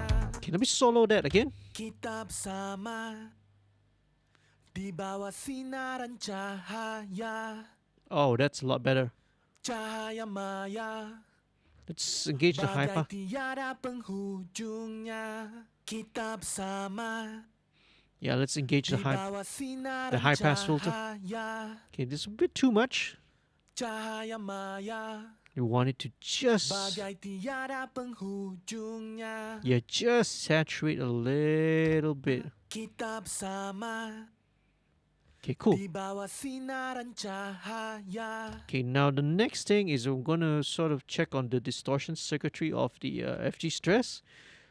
Sometimes I don't engage it, but sometimes it might be beneficial. So let's listen. kita bersama Gonna engage distortion 2. di bawah sinaran cahaya, Okay, I think I also want to make sure that I engage the high pass filters, right? Because there's quite a lot of low frequency energy. Cahaya maya Okay, that's a little bit better. Okay, bagai so distortion tiada penghujungnya. Kita bersama nice. Okay, di bawah sinaran cahaya. let's go with distortion 3. Cahaya So there's a different maya characteristic. bagai tiada penghujungnya. It's a little bit Kita harsher. bersama A little bit harsher. I think distortion 2 is kind of the best, cahaya. or maybe without. Cahaya maya Distortion 2 again. bagai tiada penghujungnya. Okay, important. Listen in context. Kita bersama di bawah sinaran cahaya. Cahaya maya bagai tiada penghujungnya. Kita bersama di bawah sinaran cahaya. Okay, it's both are kind of okay, but it's engaging distortion makes it a little bit darker. So maybe not. Okay, so let's leave it without the distortion circuitry engaged. So next thing, sibilance is a de-esser. So normal. De-esser does what a de-esser does. Bagai tiada penghujungnya. Kita bersama Let's engage a bit more. di bawah sinaran cahaya. Cahaya maya Here we go. bagai tiada penghujungnya. Kita bersama di bawah sinaran cahaya. Okay, right. So there we go. The last thing but not least, this would be our comp. This is Renaissance compressor. This is just gonna be there to catch the very, very loud peaks. So actually, let's go to the chorus section. Masa kita masih muda, muda. Rasa dalam jiwa. Okay, that's why it's not engaging, because he was in bypass. Happens to me as well. So Jiwa di jiwa. okay, so Masa kita masih muda, muda. okay, so this is not really doing any compression. It's really meant to be just capturing the really loud peaks. So we're not really trying to change that. It's just trying to control the peaks. Okay, so Rasa dalam jiwa di jiwa. Masa kita masih muda, muda. okay, now one more thing that I want to maybe mess around and play around with is, let's drop in maybe a little bit of the metatune. Okay, so metatune is really, really cool. Let me just pull this over here. Let's just check what key is this in. Rasa Da, da, da, da, da, da, da, da, A minor. So A minor. So this is A minor. rasa dalam jiwa di jiwa. Masa kita masih muda, muda. Very nice. Okay, let's check the verse. Kita bersama di bawah sinaran cahaya. Cahaya maya Might be able to bypass the F because I would rather it hit the E much more tighter instead of trying to, sort of stray over to the F. tiada penghujungnya. Berdua selamanya. That's a lot better. Let's bring this down a little. Peluang kedua. Masa kita masih muda, muda. Rasa Okay, so I like what we're getting. Well, let's try one of the cool features of Metatune is the doubler. It's already built into it. Okay, so this is one of the cool things that Metatune has. dalam jiwa di jiwa.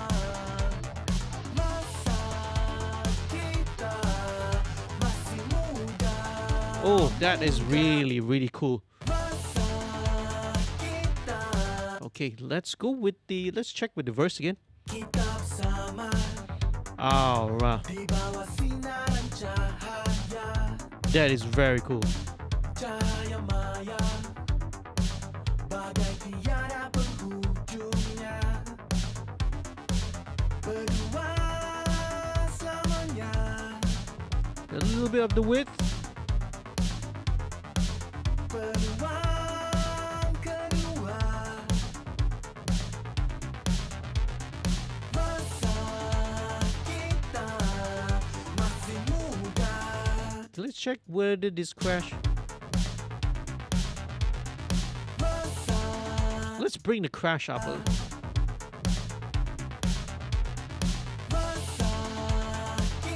Yeah, alright.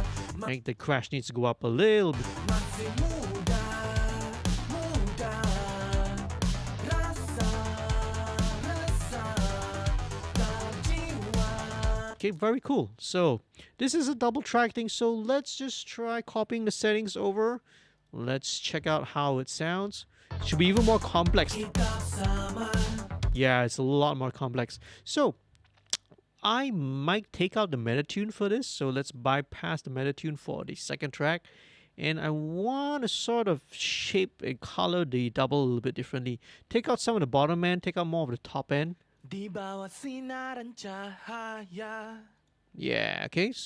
cahaya maya, Let's take a. bagai tiada penghujung. He's got a bit of a 2K there, so we've got enough of that coming from there. See, you just want to make the vocal thicker, but not. Berdua selamanya, 670. peluang kedua. Yeah, about 750, around there. Scoop that out. So let's go into chorus. See. Masa kita masih muda, muda. Rasa, rasa dalam jiwa, di jiwa. Okay, very cool. Okay, now maybe again later on I need to do a little bit of cleaning up to sort of tighten the doubles.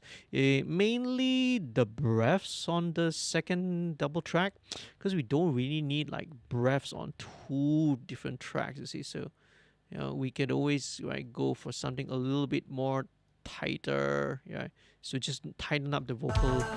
I'll do all this a little later off stream, because all this work is very, very time consuming, so I'm not going to show it right on the stream.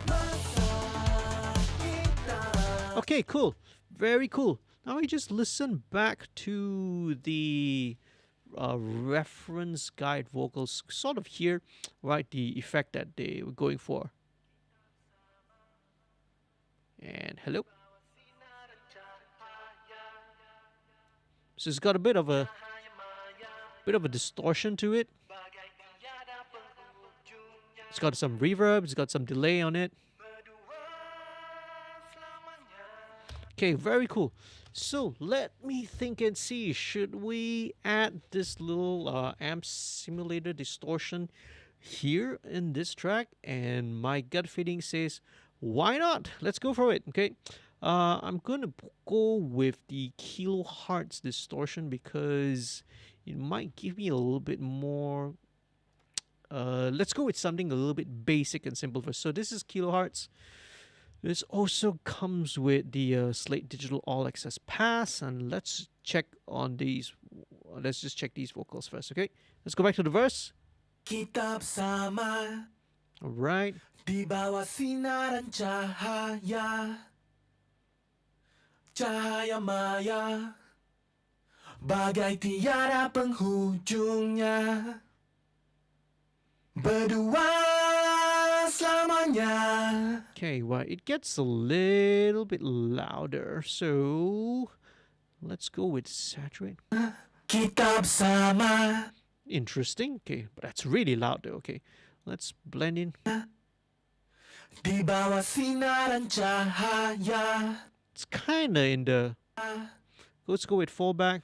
cahaya maya, Okay, let's go with sine distortion. Bagai tiada penghujungnya. With hard clip. Berdua selamanya. Not really. Kita bersama. Ooh, okay, this one is like a Bawa sinaran cahaya. this one is like bit quantization already, so it's a bit too much. So Cahaya maya. overdrive. Bagai tiada penghujungnya. I liked kind of saturated. Berdua selamanya. Kita Overdrive. bersama. I think overdrive. Di bawah sinaran cahaya. Cahaya maya. Bagai tiada penghujungnya. Let's turn this dynamics to about. Berdua selamanya. Let's check this. Kita bersama. Di bawah sinaran cahaya. Okay, cool. So let me keep this in mind. Let me just remember what I do here, okay? So let's switch this off. Maybe I'll put this in the next chain which I'm about to do here. So let's go back to this. Di bawah sinaran cahaya. Cahaya maya. Okay, very cool. So now both the lead vocals are going into this group, and let's run through what's in the group. So let's check out, first of all, once again, 1176. I love the 1176, man. Bagai tiada penghujungnya. Again, this is again more really of more of tonal. Berdua selamanya. Again, Kita big. bersama. Di bawah sinaran cahaya. Turn this off. Cahaya maya. Bagai tiada penghujungnya. Berdua. Okay, right. I think we need meta tune on for the second one as well, okay? Selamanya. Kita bersama. Di bawah sinaran cahaya. Cahaya maya. Very cool. Bagai tiada penghujungnya. Okay, a little bit of de-esser. Because all the compression and dynamics is bringing up all the transients and the S's. Berdua selamanya. Kita bersama. Very cool. Switch on, let's turn on the pull tech. Take away some of the top end. Di bawah sinaran cahaya. Yeah, a little bit more lo-fi-ish. Cahaya maya. Bagai tiada penghujungnya. Berdua selamanya. Okay, let's leave all this attenuation alone. Let's go with a slightly broad. Let's go with 3K. Kita bersama. Di bawah sinaran cahaya. Cahaya maya. Okay, right. So with all this, it's bringing up some other weird frequencies. So I need another instance of Nova here.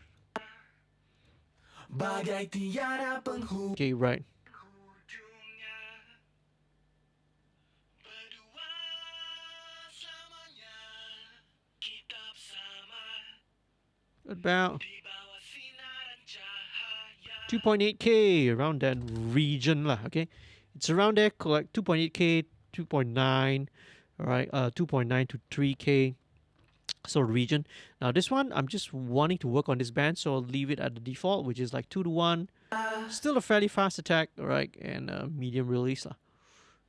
Cahaya maya. So just want to get rid of that whiny wee sound. That Bagai tiada penghujungnya. Berdua selamanya. okay, right. Kita Still getting a little bit of the low end. I'm wondering where is that coming from. Let me double check this. So the TDR Nova, it's already at like 150. Probably all the saturation is bringing up some of the bottom end, so I guess don't mind having another high pass filter here. kita bersama. Di bawah sinaran cahaya, Yeah, okay. cahaya maya. Okay, that's a lot better. Okay, right. So it takes out a little bit of the bottom end. So, are we done yet? No, we are not. And we got MV2 once again. Okay, this is just again to even out a little bit more of the, especially some of the more softer notes which we get. Bagai tiada penghujungnya. Okay, this one is a lot less than what I did on the bass line. Berdua selamanya kita bersama di bawah sinaran cahaya. Okay, then vocal rider.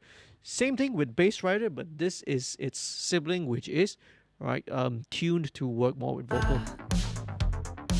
Cahaya maya, bagai tiada penghujungnya.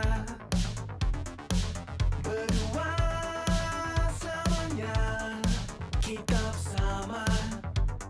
Okay, so where were we just now? Okay, we were looking at the distortion, right? So let's go back to the kilohertz, but instead of the individual track, I'm going to put it in the group. So let's go back to where we were, the overdrive. Yeah, overdrive. Di bawah sinaran cahaya, cahaya maya. They're going to compensate a little bit. Bagai tiada penghujungnya. Berdua selamanya Go with saturate. kita bersama di bawah sinaran cahaya. It doesn't seem to be as hot here, but maybe because the levels are slightly lower. So Cahaya maya, fullback's better. bagai tiada penghujungnya. Let's go with hard clip. Berdua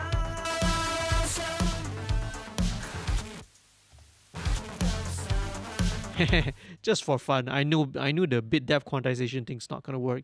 So okay. So if I put it here, the level needs to be brought really high up. So let's go back to this guy and see. Let's see what will happen.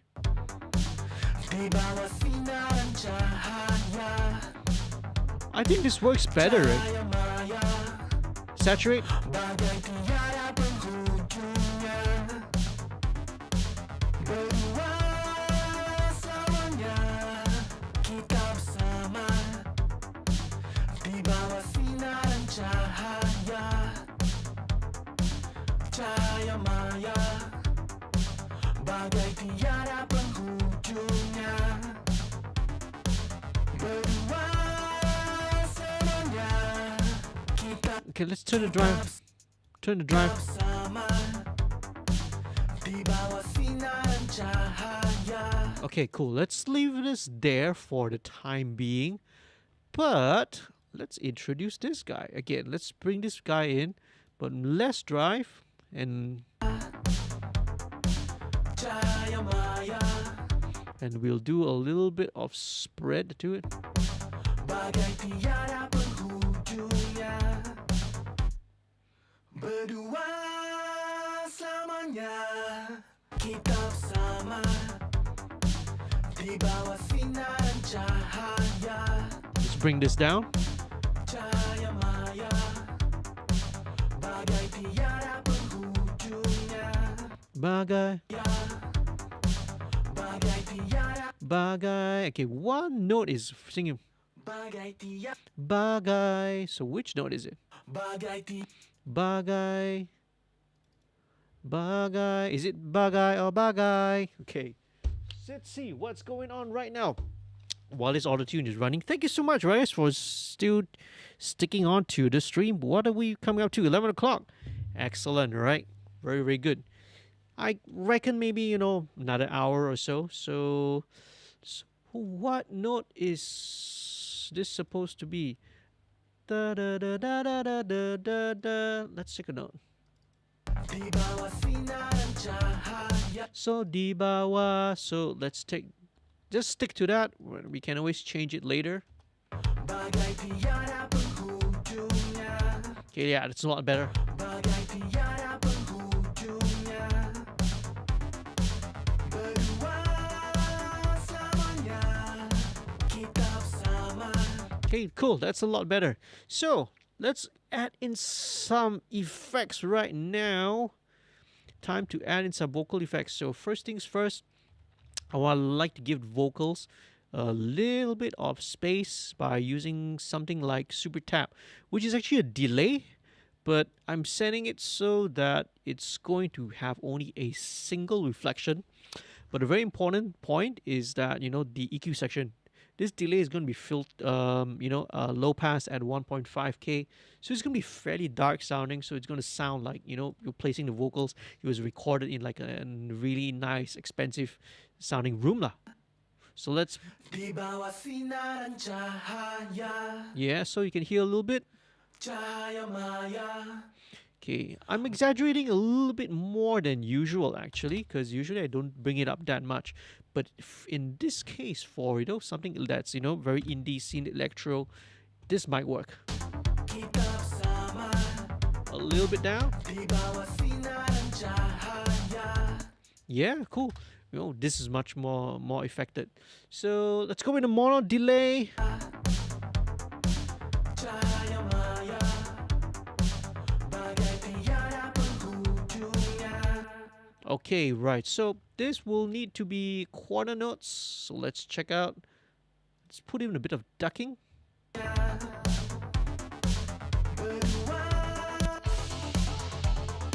Okay, delay.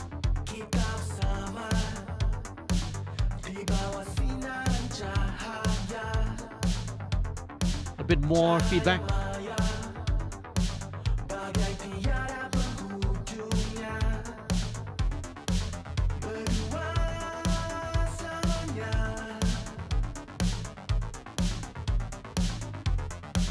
Peluang kedua. Okay, maybe a little bit more. Kita bersama di bawah sinaran cahaya. Cahaya maya, bagai tiada penghujungnya. Okay, let's play around with a little bit more effects once again. So I'm gonna drop in, and this is really cool, the Eventide. This is such a this effects device is so old. I remember using the hardware version like long time ago. But this is so cool. All right, let's check it out.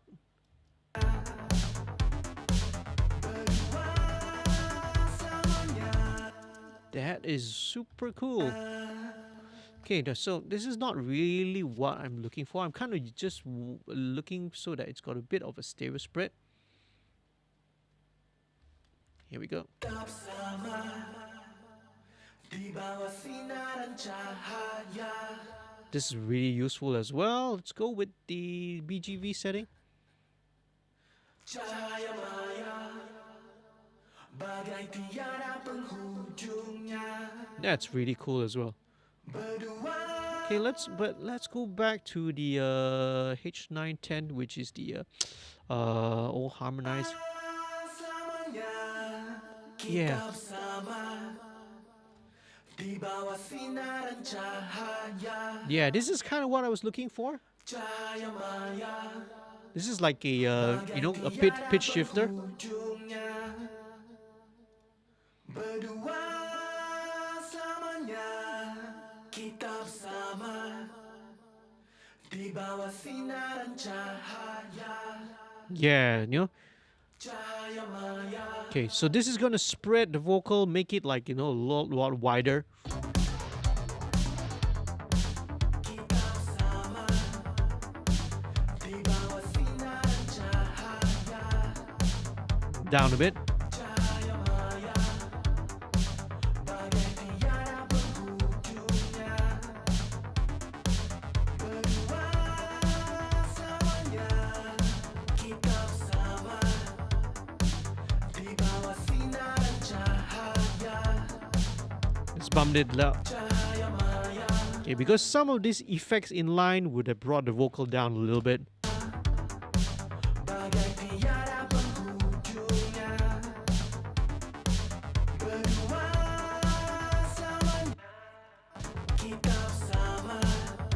Okay, maybe a little bit more distortion. A bit more.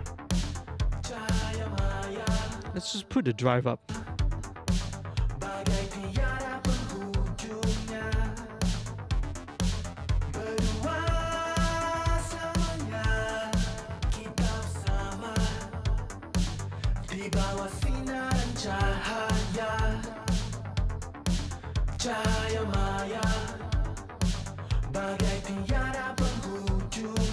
Okay, now we gotta compensate again.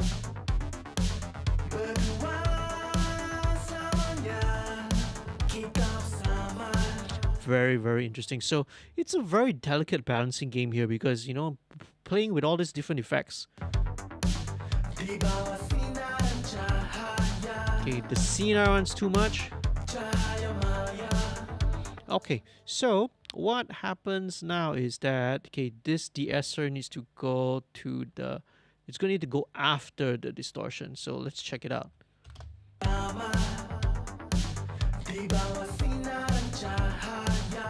It's better, I think. Okay, right. Okay, cool. That's a lot better, right? Putting the de-esser after distortion, because the distortion is bringing out all the S's and really, you know, distorting all the high end, all the high information in the vocals. So putting the de-esser, rearranging the de-esser after the distortion makes it a little bit better. Okay.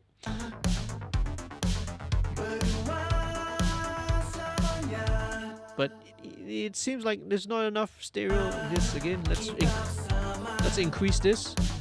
A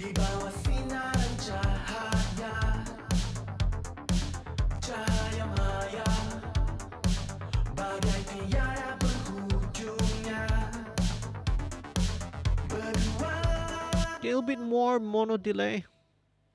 A little bit more feedback, I think.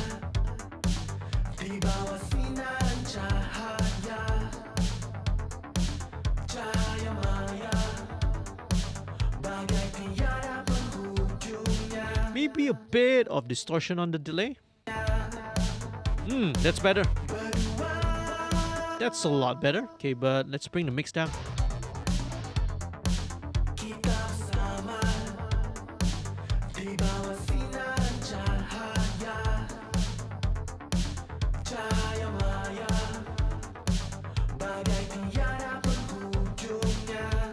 Okay, let's keep it at 24-bit quantization, because having the delays distorted seems to, yeah, it seems to kind of get in the way of the main vocal.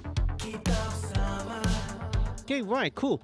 So one more thing, let's add in a little bit of reverb to the. So we got some delays, we got, you know, some pitch shifters. Now let's put in some reverb. So let's drive this in.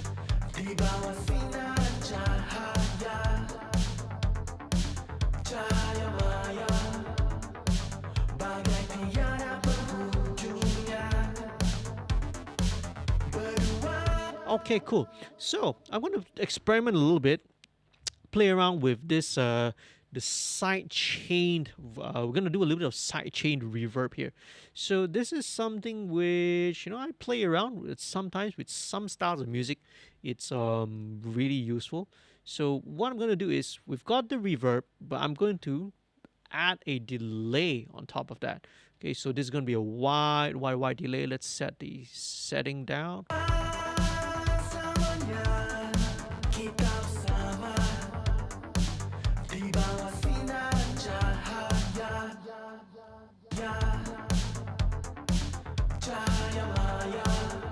There we go. So you got like this really massive cavernous kind of a reverb going on. But what we're going to do is we're going to engage with a compressor. So let's set this to about 4:1. Let's take out the auto makeup, engage the side chain, and let's activate side chain. So side chain is going to be activated from this one, the lead vocal group, and side chain.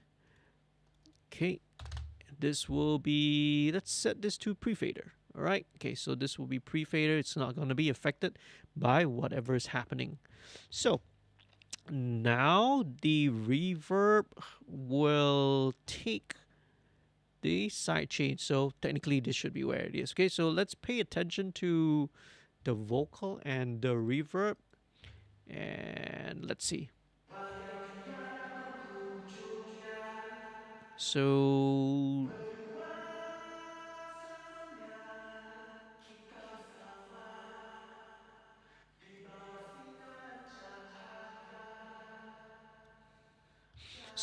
all right, so now you can't really hear it, but let me switch on the vocal as well, so you hear, all right, what's happening. But you could see what's happening in the gain reduction.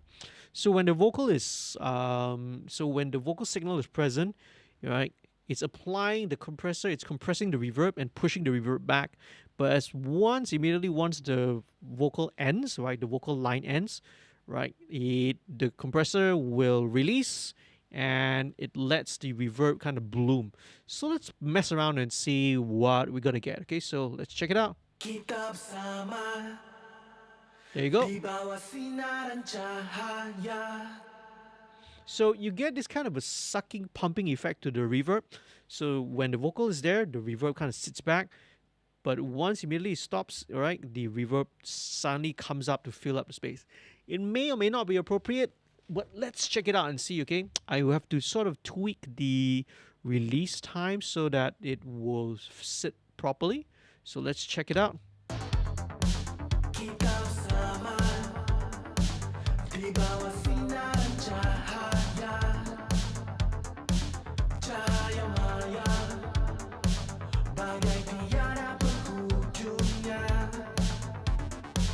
Berdua semuanya kita bersama di bawah sinaran cahaya.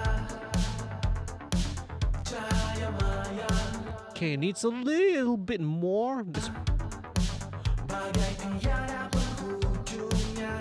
Okay, let's play around with this. Let's give it a ping pong. Berdua semuanya kita bersama di bawah sinaran cahaya. Let's stick it with normal, all right? Cahaya maya bagai tiada penghujungnya. Berdua semuanya kita bersama di bawah sinaran cahaya. Cahaya maya bagai tiada Very cool. penghujungnya. Awesome. So let's run. Berdua semuanya.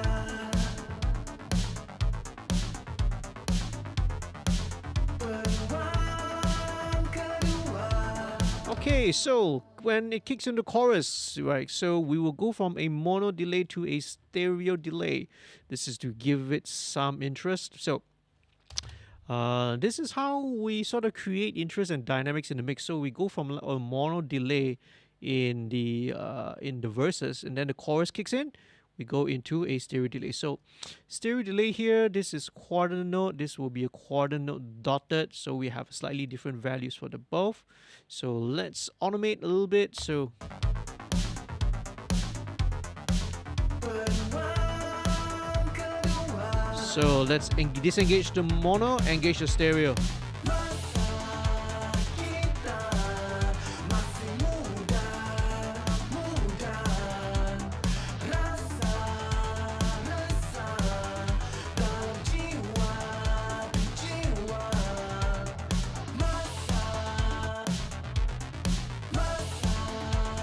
kita masih muda, rasa dalam jiwa,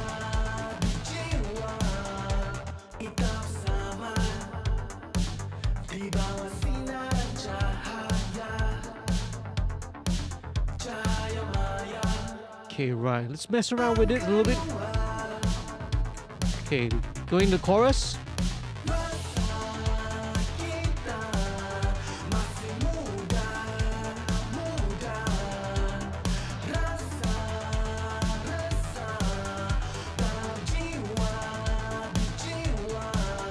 Okay, very cool. So let's move on now to these BV tracks and let's see what they're doing. Masa kita masih muda. All right. Okay. So these are mainly these are all mainly unisons. Well, not actually unisons. It's an octave higher and an octave lower. So let's check it out. Let's put in this little BV group here. So all of these BVs are actually going into another group. Okay. So let's start with the high one first. Let's drop in my usual vocal chain. Okay. Okay, let's take out all the bottom end. Rasa, rasa dalam jiwa di jiwa. Masa kita Okay, right. About 3K there. muda, muda. Rasa, rasa dalam jiwa Take out a bit of 1K. di jiwa. Very cool. So let's drop this over. Okay, so copy it over to these settings. Let's link the two and let's just blend it in. Blend.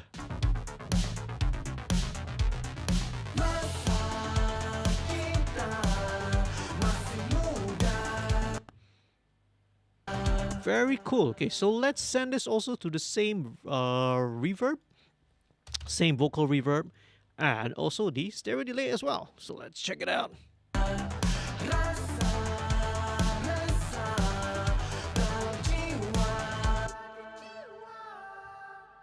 Okay, great. So, all right, we've got an LE2A here. So let's just compress that, and let me just set this to loop first. Okay. Masa kita masih muda, muda. A bit more. Rasa, rasa dalam jiwa di jiwa. Very cool. That's it.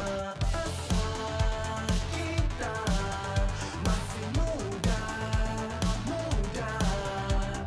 Rasa, rasa dalam jiwa di jiwa. All right, cool. So now this will be a lower octave one. So let's check it out.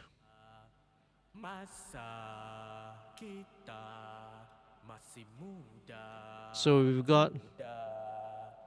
Rasa, rasa 760. dalam Could be like either, you know, it's a particular frequency or the room. Just blend it in. kita masih muda, muda. Rasa, rasa dalam jiwa di jiwa. I think to give it a little bit more interest, right? To give it a little bit more texture, I know what to do. Let's drop in Altar Boy, the little altar boy. So this is awesome for just to give it a bit more character. So let's check it out. Okay, let me just unlink it first so I can work on it one by one. So let's check out Altar Boy. So pitch shift it down an octave. Let's drive it up and let's adjust the mix. Masih muda, muda. Rasa, rasa dalam jiwa di jiwa. Masa kita masih muda, muda. Rasa, rasa dalam jiwa di jiwa. Hmm.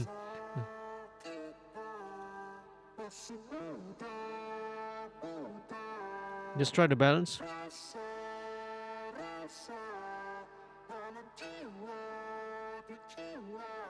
Okay, let's mess around with this and let's check it out. So again, it's meant to be subtle, so we may need to tweak and play around with the balance, okay?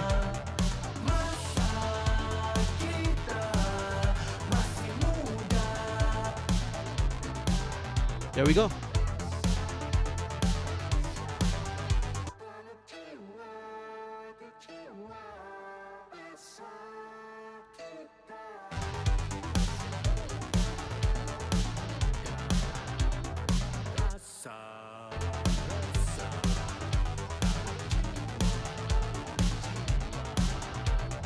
Okay, right. This may benefit with a little bit of the meta tune as well.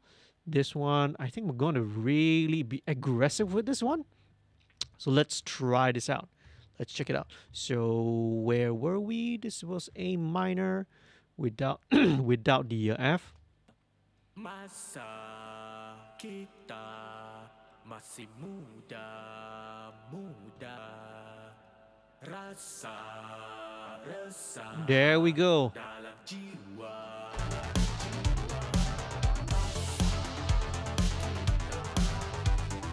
Muda, muda. Rasa resah dalam jiwa, di jiwa. Masa Very cool. kita masih muda, muda. Rasa resah dalam jiwa, di jiwa. Okay, let's go back to let's bounce with the guitars.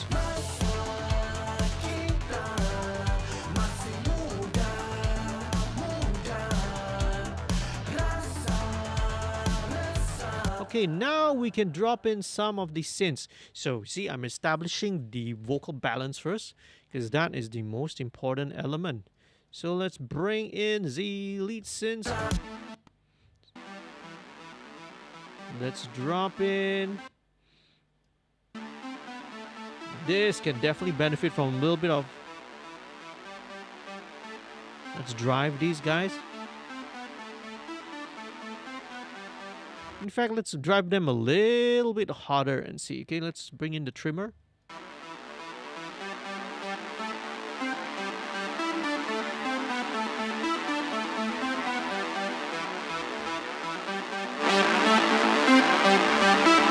Oh, sorry guys, that might be a little bit loud. So, okay, I'm trying to compensate.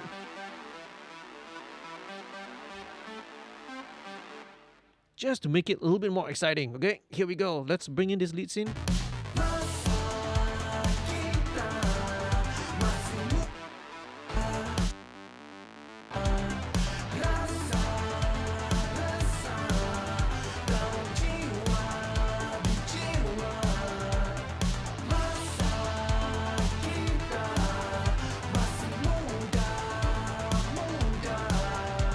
Okay, cool. So now all these synths will kind of need to be spread out a little bit. So the perfect thing to do it, because instead of being it mono, let's spread these guys out. Okay, Ozone's imager, and let's sterilize the synths.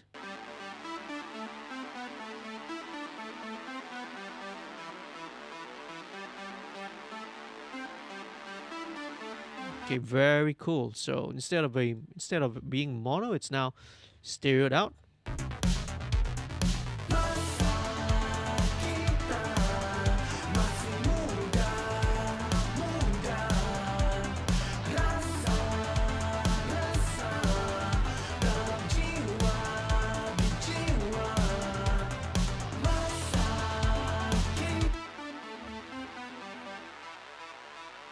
Take out some of the bottom. Okay, right. So because I think this is also, yeah. Okay, it's also taking.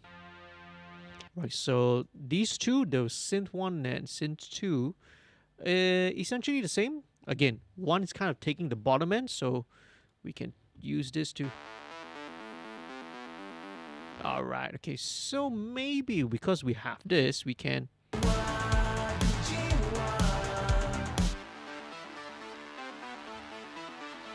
And if we have this, maybe we don't need the imager. Yeah.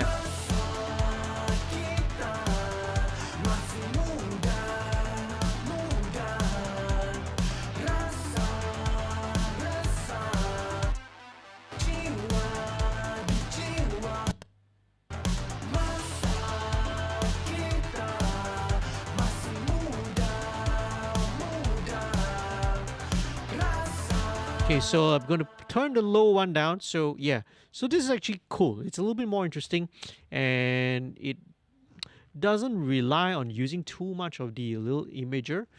although I am tempted to still use a little bit, but let me back down on it. Oh, that helps actually. Let me just. It helps to just push it slightly, but I don't need to use too much of it.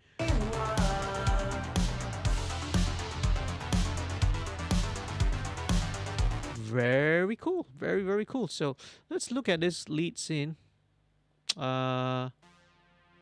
This actually kind of functions more as a pad now. So because of that, I think this needs to go into a different group. So let me send this over to group 10. Let me just call this pad. So now this group, it's also going to need the imager because I want to give it a little bit of, space now, obviously, right? You need to, let's stereoize the baby. Let's solo this group. So this is more like a pad. So let's go all the way. Nice. Okay, cool. So to add a little bit more, we need a little bit of reverb. So let's go with Plugin Alliance BX Rooms. Let's go with a nice wide church reverb and let's check it out.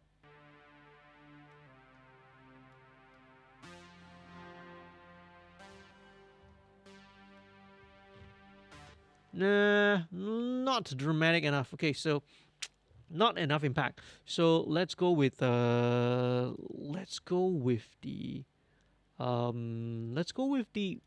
lustrous plates. Right, another one of these plate reverbs which I really love to use.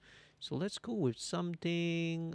Let's go with the Bright Symphony. Let's bring the wet balance down.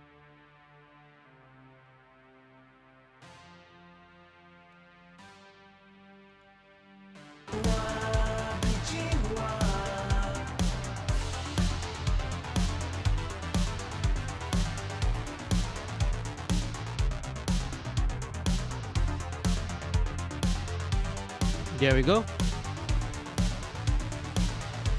So this one functions more like a pad.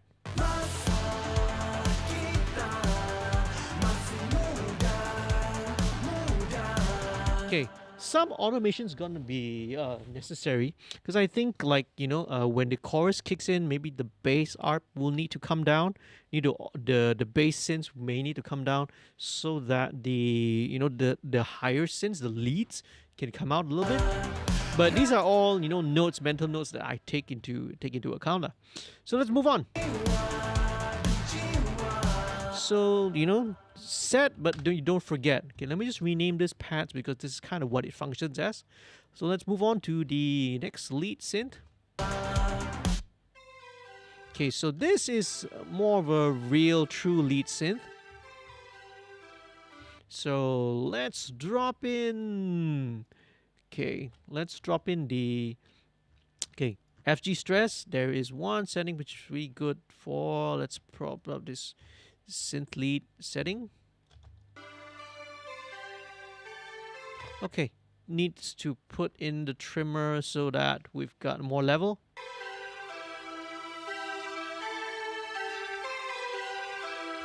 Yeah, it needs about 12 dB.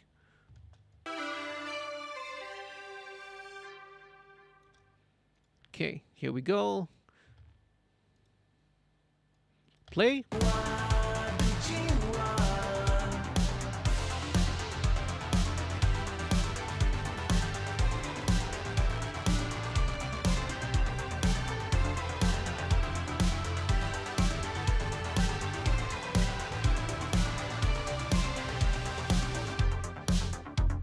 Very cool. So there we go, right? So let me just drop in some of the riser effects first.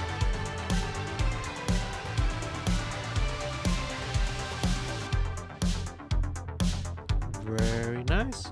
So a bit more.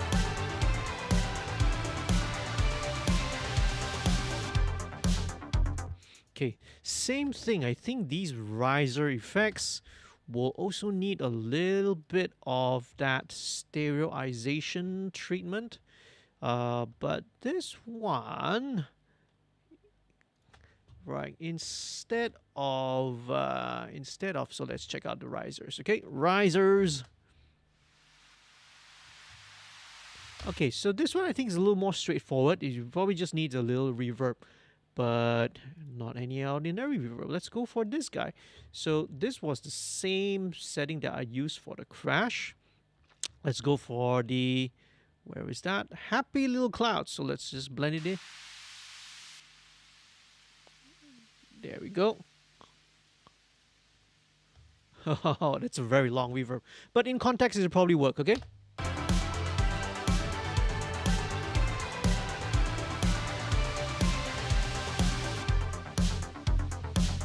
What if I pan these?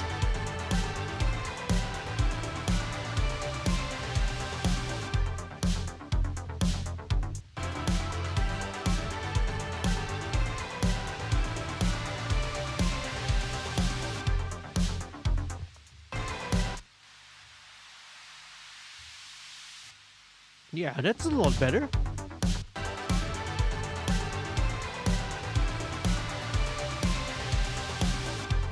I've got a nagging suspicion that this is a little weird here. Something is going on. Okay, let's listen to solo these two, and let me flip the polarity on one of it. Okay, all right. Turn off the delay first, so it's purely these two. Okay, so cool. Right, so they are not identical, but they're so close together that they could almost pass off as being identical. So, you know, my hunch is wrong, right? So at least this works, okay? Okay, but because they're so identical, let's try and see. Oh. Ooh, this out of phase. Let's see how this out of phase sound works.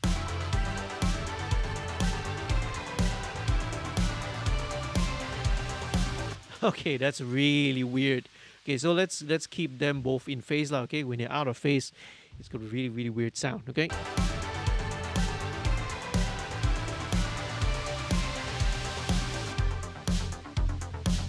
Down about a dB or so. All right, so let's just leave that there first. Okay, we still have the loops, so let's not forget about that. So let's quickly jump over to this end chorus first.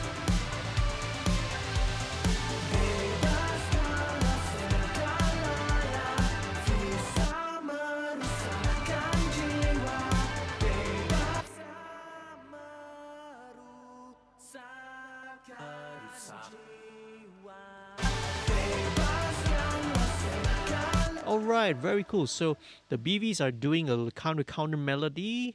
Again, I think I need to tighten some of these up so that they end and sync on time. So this one is like a, yeah, alright. So here we go. Let's blend these in. So let's systematically deal with it lah. So let's deal with all. So we got a bit of honkiness. About 980.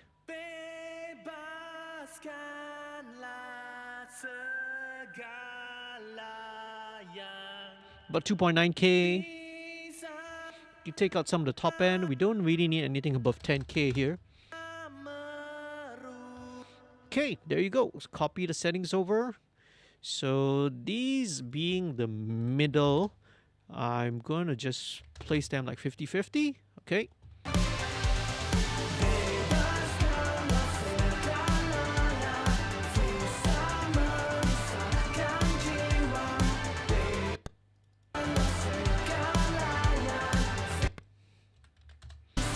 All right, okay.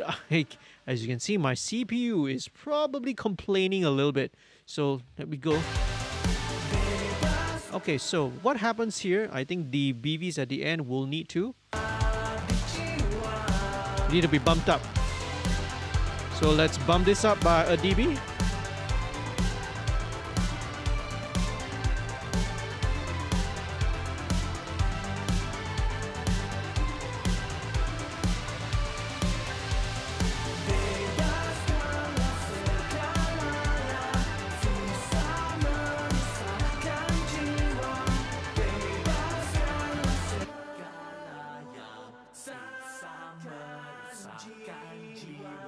Okay, cool.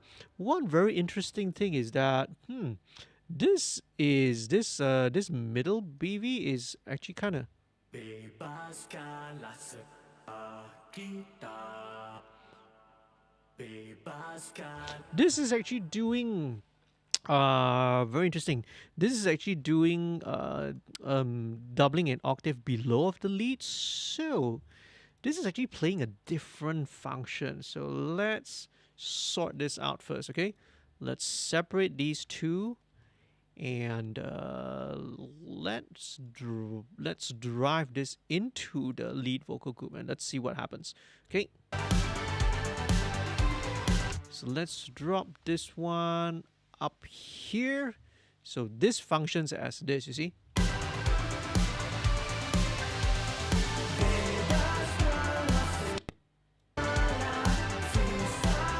Super cool.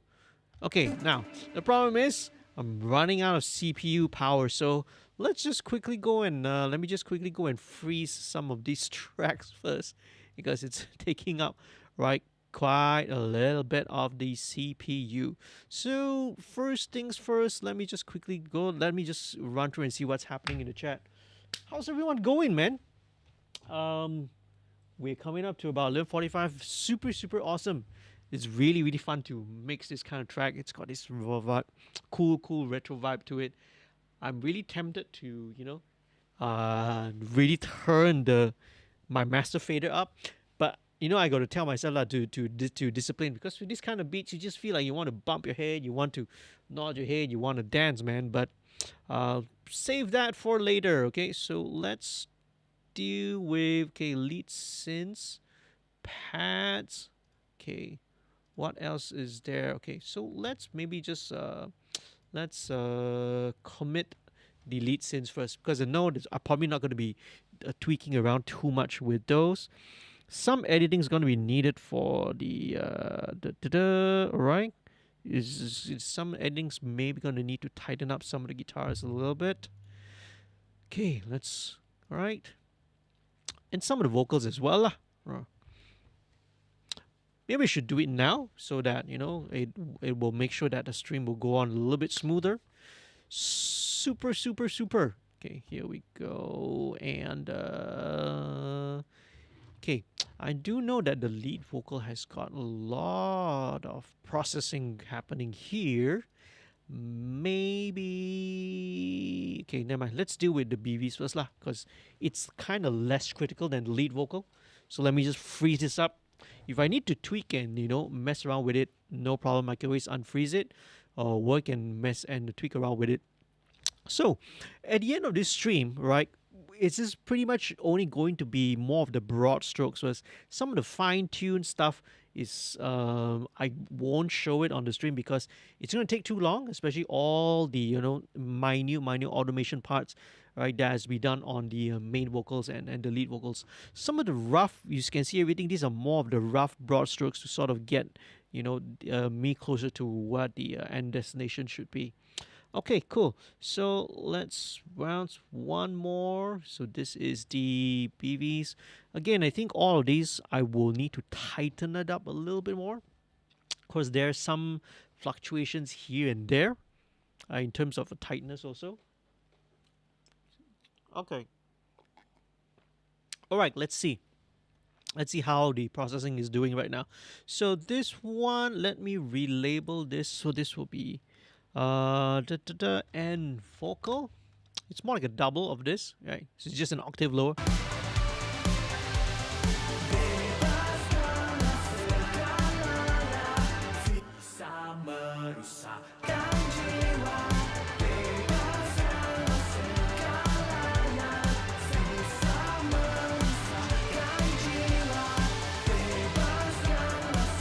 Okay, right, cool.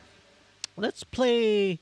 What? It is a little bit of a game of a musical chairs here. So what needs to happen is that all these leads need to go down a little bit. So let's bring these down by a dB. Oh, bring this down by a dB. Maybe a dB and a half, maybe 2, we don't know.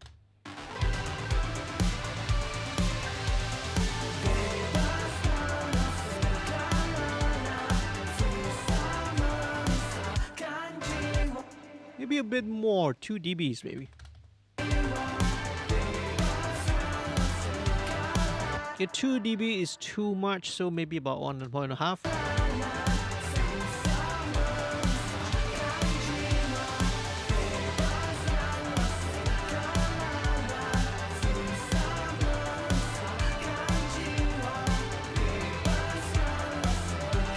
Okay, right. I know what's happening. Okay, I know why the BBs don't seem to be coming up, because right, the way that where the FG2A is sitting down here, this is post fader. So when I was moving the fader up, it wasn't getting any louder. It was just pushing more into the compressor. So to solve this, I'm gonna move this up here. Okay, so this is now pre fader. So let's check it out. Okay, this should work better now.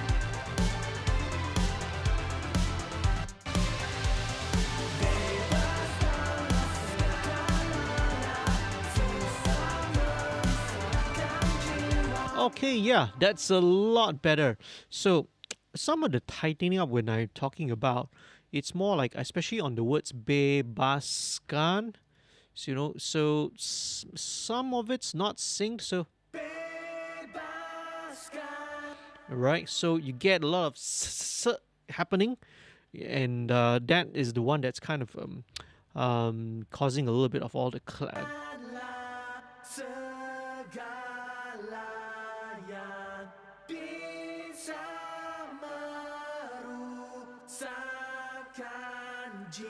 yeah, so right, so a little bit of tightening up, and especially you can sort of see where the starts of the S, right, all of these, right, maybe needs to be chopped off a little bit so that you don't get, you know, you don't get that everywhere. See.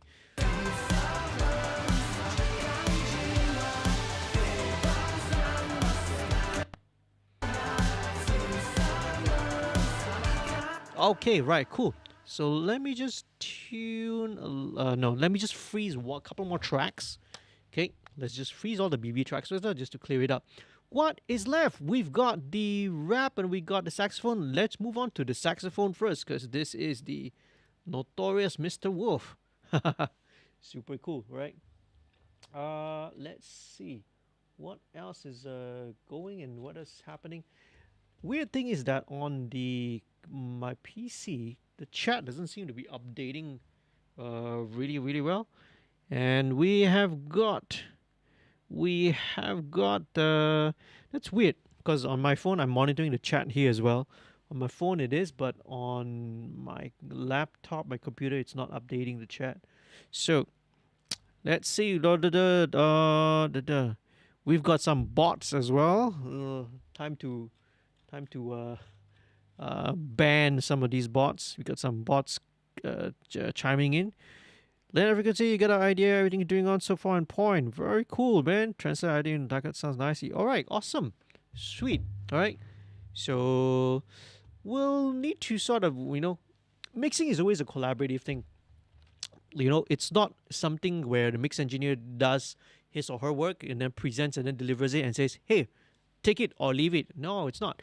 It's very much a collaborative. So you know, obviously as an engineer, you know, as a mixer, we put in our input, right? We put out an input, we put in our sort of creative and our twist and our touch to it.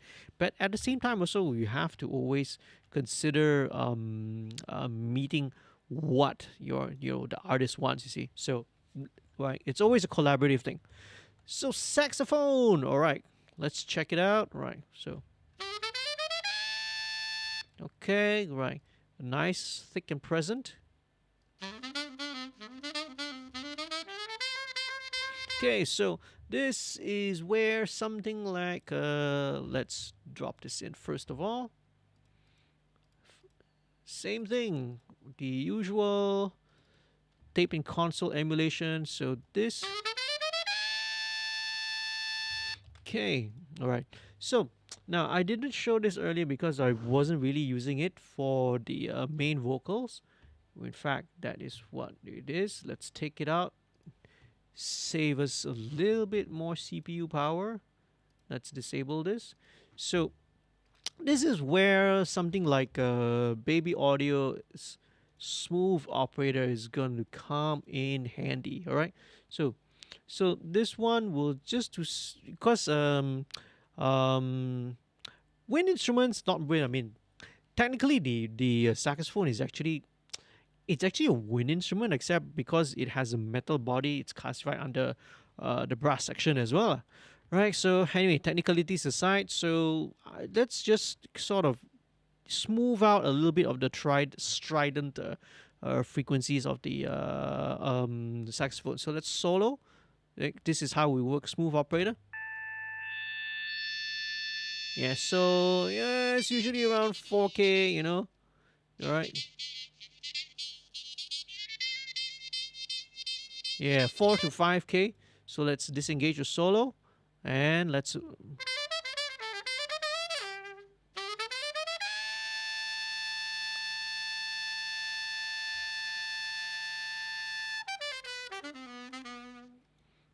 Okay, let's one more time. Play.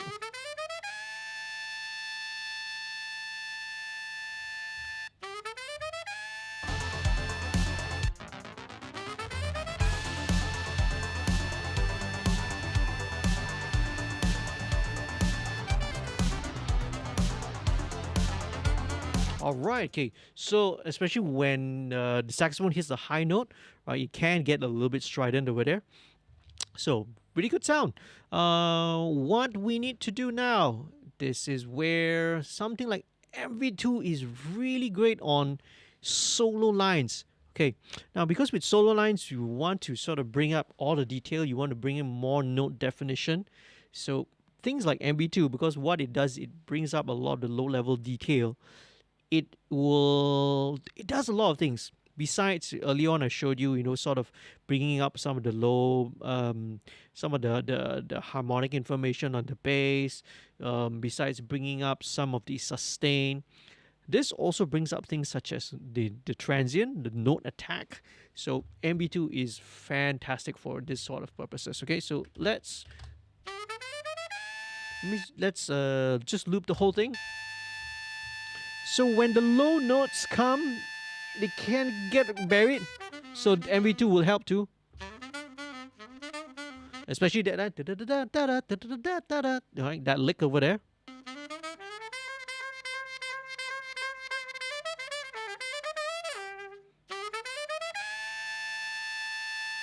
Okay. Okay, let's listen in contact.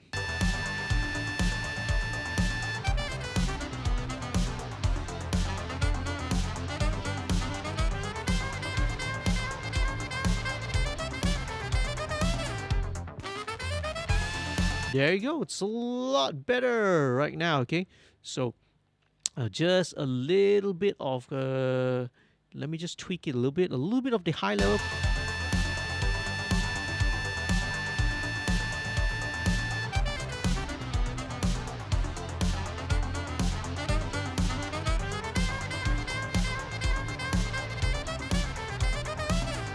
Okay, we could also use a little bit. Let's widen the Q a little bit.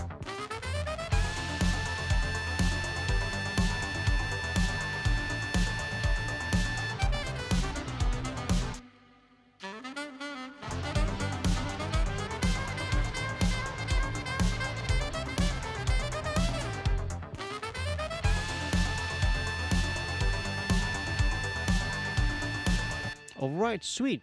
So a little bit of that same reverb to sort of glue it, but I'm going to add a little bit more reverb as well. So I'm going to give it a mono reverb here. Just putting in little plate. Sound Toys makes great stuff, man. I mean, it's so simple. It does sound so good. So this will just...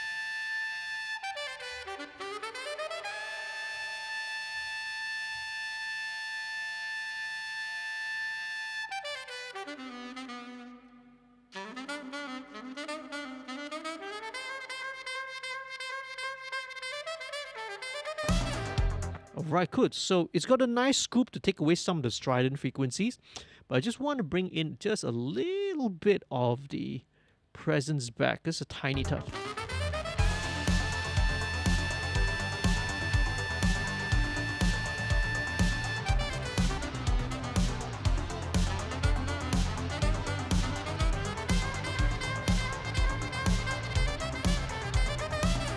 Okay, right. So again, a little bit of automation is going to be needed, okay? Especially when you get to da da da da da da da da da da.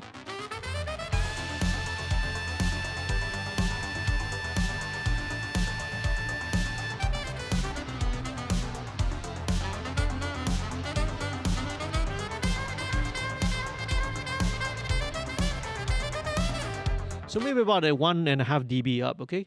So da da da da da. Da da da da da da. That part gets a little bit ba da da da ba da ba da da da ba da. Starting from that line. So let's automate this. So from 20 dB, okay, just up about a dB and a half, maybe just 1 dB actually.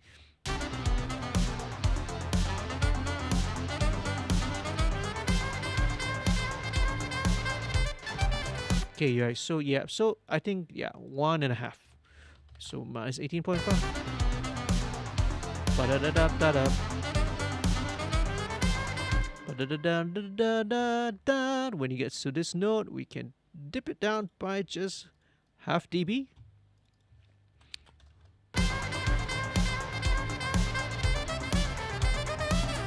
Yeah, so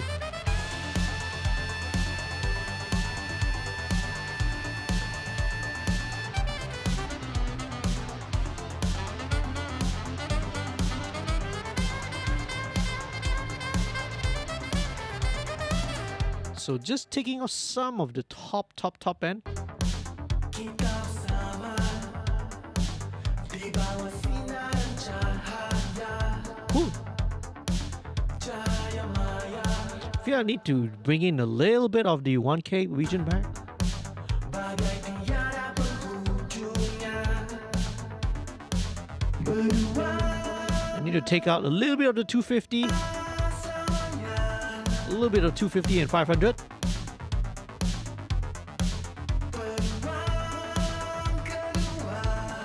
Okay, let's check out this little.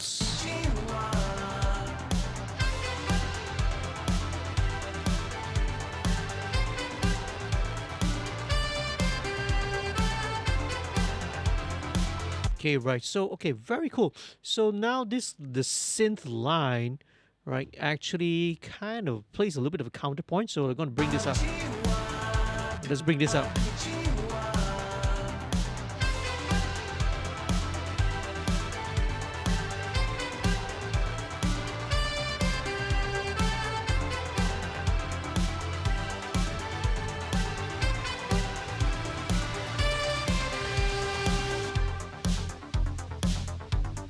Right, okay, sweet. Let's go jump over to check this the saxophone solo first.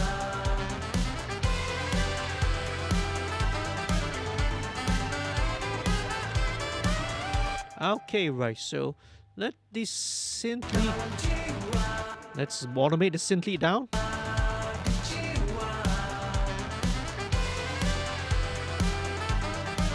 Okay, let's mute this first. So the sax solo needs to go up first.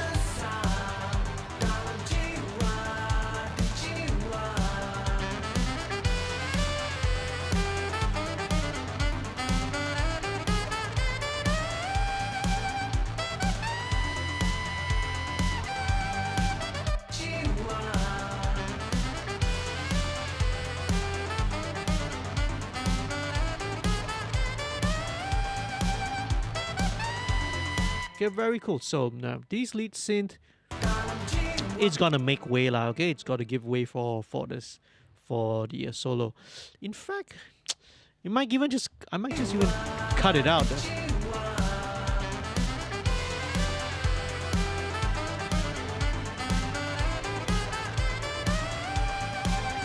It's probably. I think it's gonna function a little bit better without the lead synth over there. So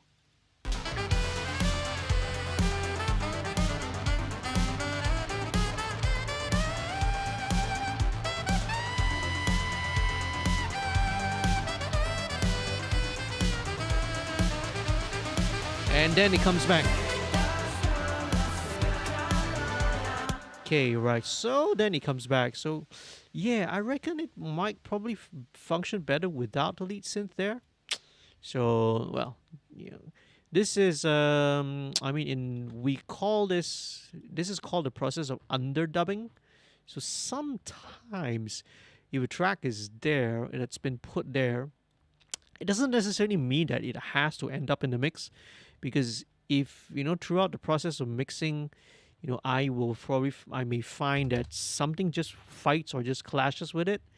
It's sometimes served better if more focus, right, can be. If let's say if the synth, it's actually taking away focus from the solo, so it's weakening the solo. It's taking the listener. It's distracting the listener away from this. So I would argue that it's actually better to just mute this section lah. So these kind of things can happen during the mix stage. So these are some decisions that could be made.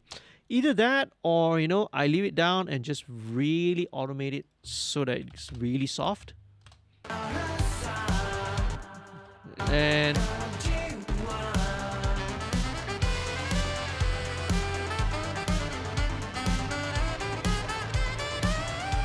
okay, yeah, that's not too bad, so it kind of just maintains the texture there. So instead of just taking it all outright.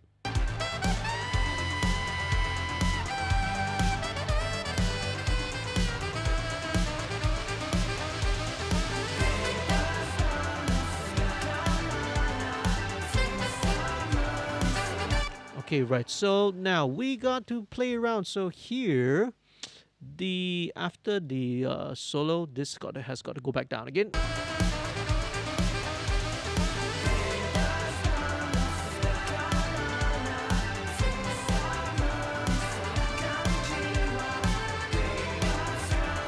Okay, now there's a lot of stuff going on here. Okay, so even the keyboard also needs to go back down. So even the lead synth, I mean, so it cannot occupy that same level of volume already.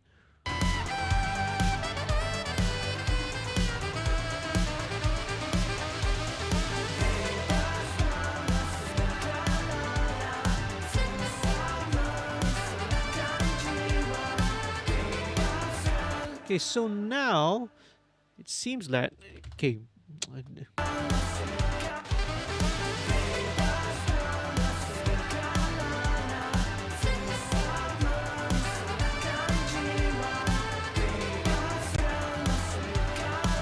Okay, right. So now I got to compensate this a little bit. So the back, especially the very outro, is going to be a really interesting, right, jigsaw puzzle and the kind of a balancing act that can only be fixed later, right? Can only be sort of dealt with during the automation stage, which I can't show you, because if I do that, we're gonna be here until like 6 in the morning, lah. Okay, and nobody's gonna want to stay up that long. Okay, right?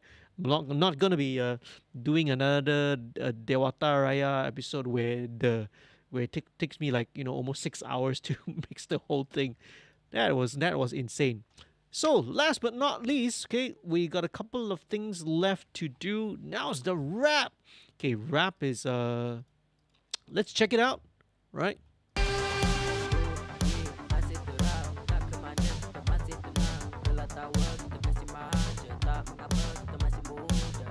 Okay, very cool. So with rap vocals, let's check it out first of all. Hey, let me be teman you. Karena tak nak, let me please say excuse. Okay, right. So rap is actually a little bit easier to deal with than sung vocals, because the harmonics and the resonances tend to be, always in the same tends to be the same frequency. It doesn't vary as much, in terms compared to sung vocals. So yeah, it's going to be require a much less complicated signal chain. Okay, so let me just trim it up again. Kita masih tenang, gelak tawa kita kasih manja, tak mengapa kita masih muda. Hey, let me be teman you, karena tak nak, let me please say excuse. Kau untuk diriku, masa muda kita. So pump it up by about 9 dB. Kita semua pacu di bawah sinaran cahaya yang terang, tapi selangkah lagi ia hilang biar. So we got something about 790, about 800. Berhenti dan tenang, karena aku tak mahu pulang. Okay, right. So a little bit of low end mud.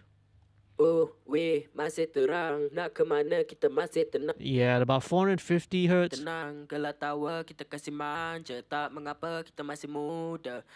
Let me be teman you. Karena tak nak, let me please say excuse. Kau untuk diriku. Masa muda kita semua pacu.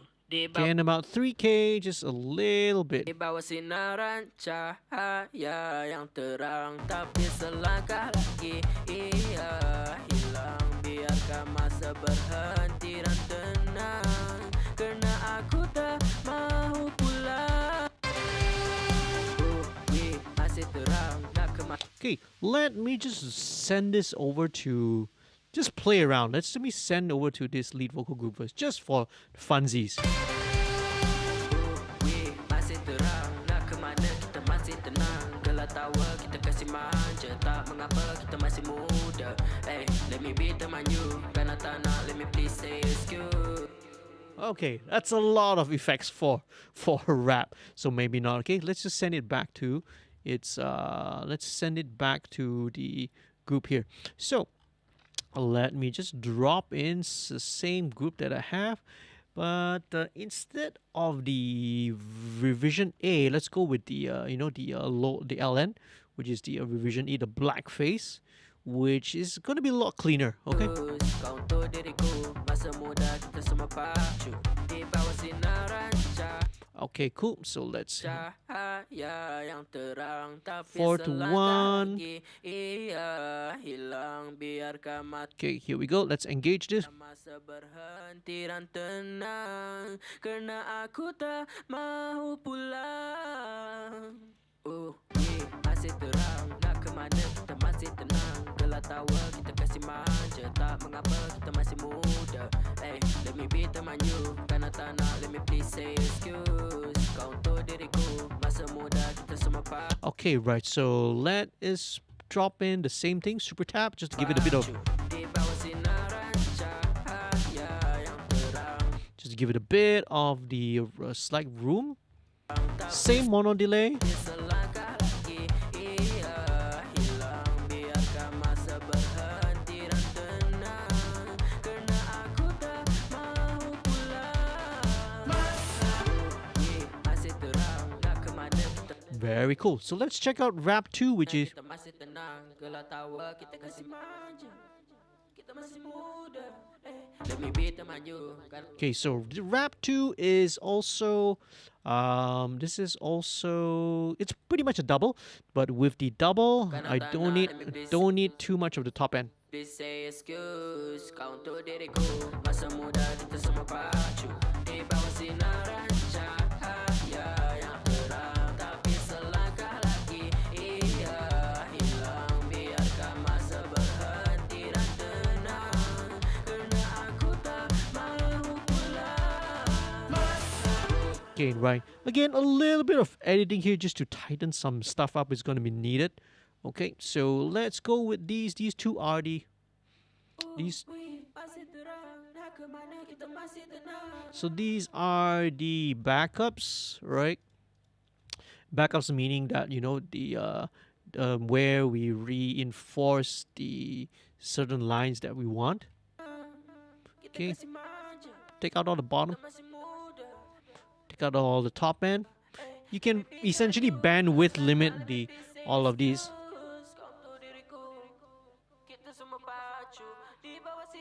Take out a bit of that 1K honkiness. There we go.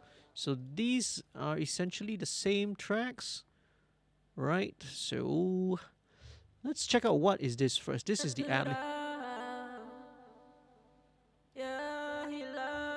Okay, right. So these are the that is what we call the ad libs. Okay. So should we? Let's see how far should we pan the backups first. Huh? All the way.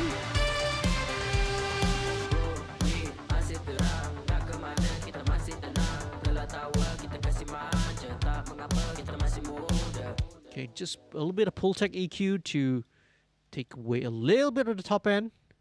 Just give it a little bit more bite. Let me be teman you. Karena tak nak, let me please say excuse. Kau untuk diriku. Masa muda kita semua pacu.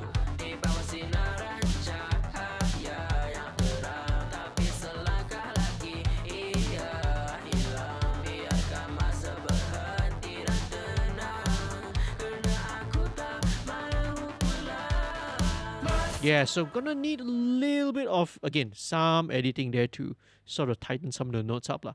So that's cool, that's not a problem.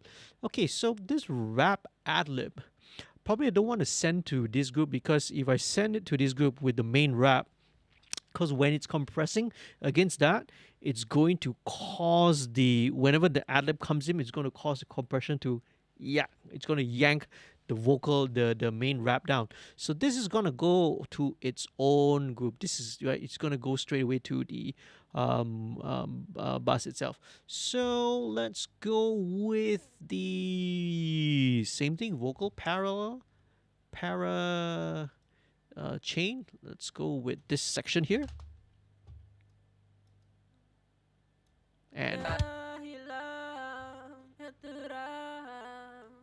takeouts again, you can bandwidth limit it. So this note, 850, about 860. And this,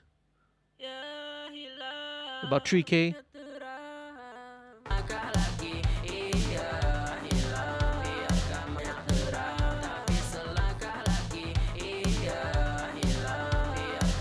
Okay, right, so these ad-libs can be panned just a little bit to one side, right?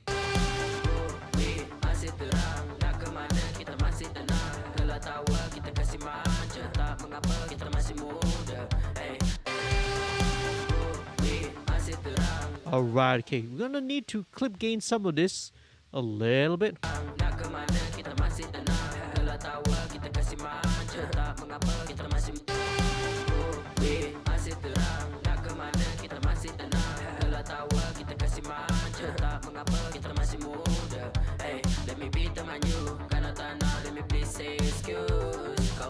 I think let's keep it to the center, right? Because it's a bit too distracting.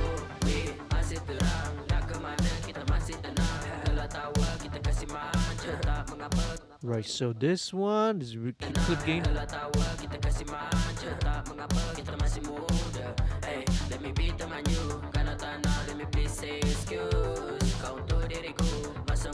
All right.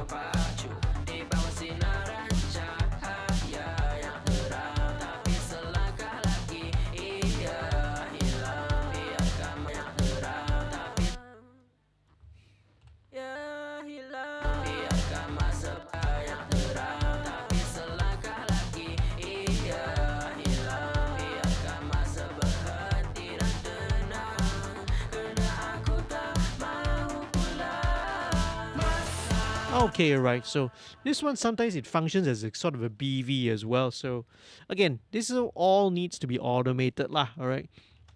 Okay, so very cool. So this is roughly the raps when we're almost there. So let's lastly check out these loops.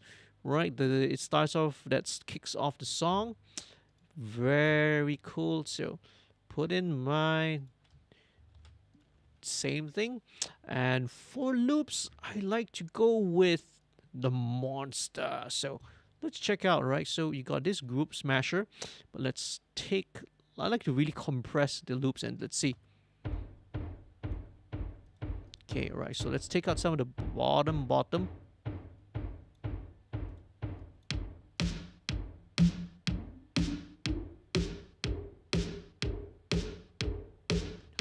420, 420 hertz. Right, okay, so let's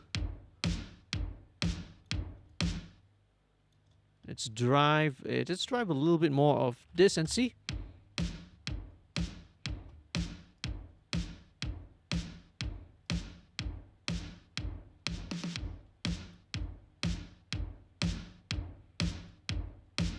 Okay, it's got another.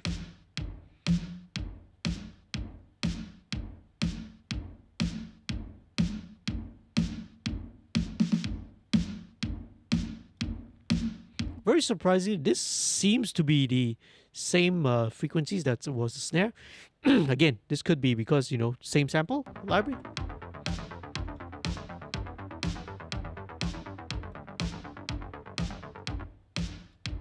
I'm still hearing it.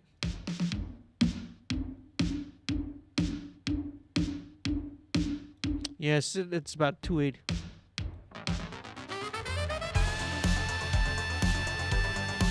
Check it out.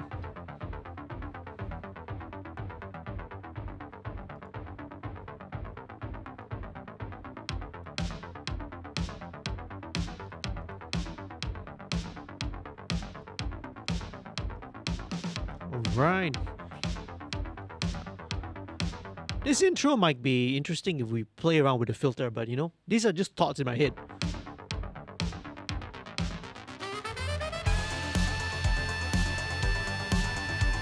So I'm still kind of bugged by the crash a little bit because it doesn't really have a transient to the crash. So what I'm just gonna drop this in lah since since since we are here, we might as well do it.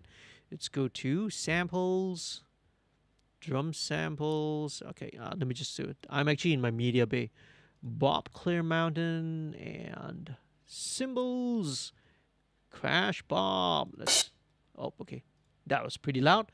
Okay, where is it? Okay, so this one at least got a little bit of attack. I'm gonna blend this into with the original crash, right? Because it feels like, you know, without the transient, it doesn't have the same impact. So let's just blend this in. Okay, that's way too loud. Okay, just a little bit of it, just blending in.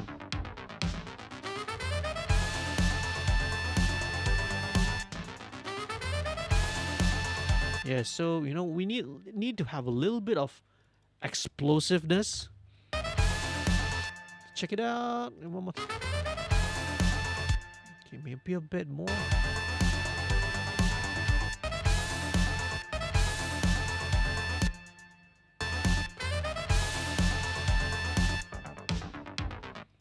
Okay, I think I know why. I need to take a little bit of the top end off. That's a bit better. Yeah, otherwise it's a bit too bright compared with the...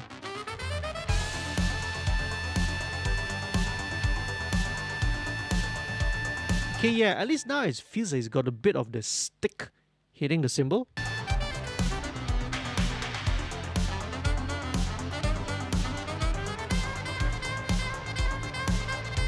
Okay, let me just copy it over so I don't forget. Let's copy it over to all the parts. So sometimes, I mean, we do what needs to be done, lah, right? Well, obviously, right, you got to be very transparent with the band, with the client. You got to let them know what you're doing, because you don't want to be, you don't want to end up suddenly, you know, changing the thing until it's like totally unrecognizable. I'm just trying to enhance the ideas of whatever they have there, just to make it better. You can sort of see how it doesn't have how the transient is kind of softened like this. So instead of something which is a little bit more, well, it's not really a good approximation, but you know, at least here there is a clearer transient, so to speak, instead of here, which is very smooth. So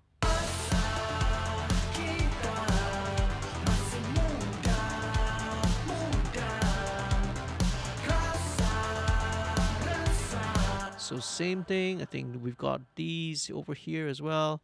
So at least you hear a little bit of the stick attack. See, that's what we're looking for.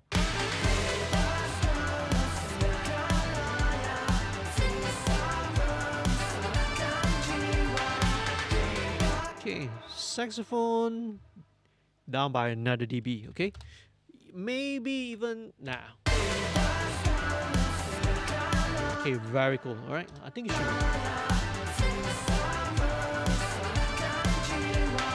Okay, very cool. So usually, as I kind of go 2 or 3 hours into thing, I sort of worked out, right, the raw rhythm section, the bass, the synth lines, the bass synths, the vocals. It's usually a good time to sort of switch my point of view. So what I'm going to do is I'm going to quickly just switch over to the Yamaha NS10s. Now, obviously, when you're listening to it, you can't really hear the difference because you're hearing it from the stream. But let's see. Here we go. All right.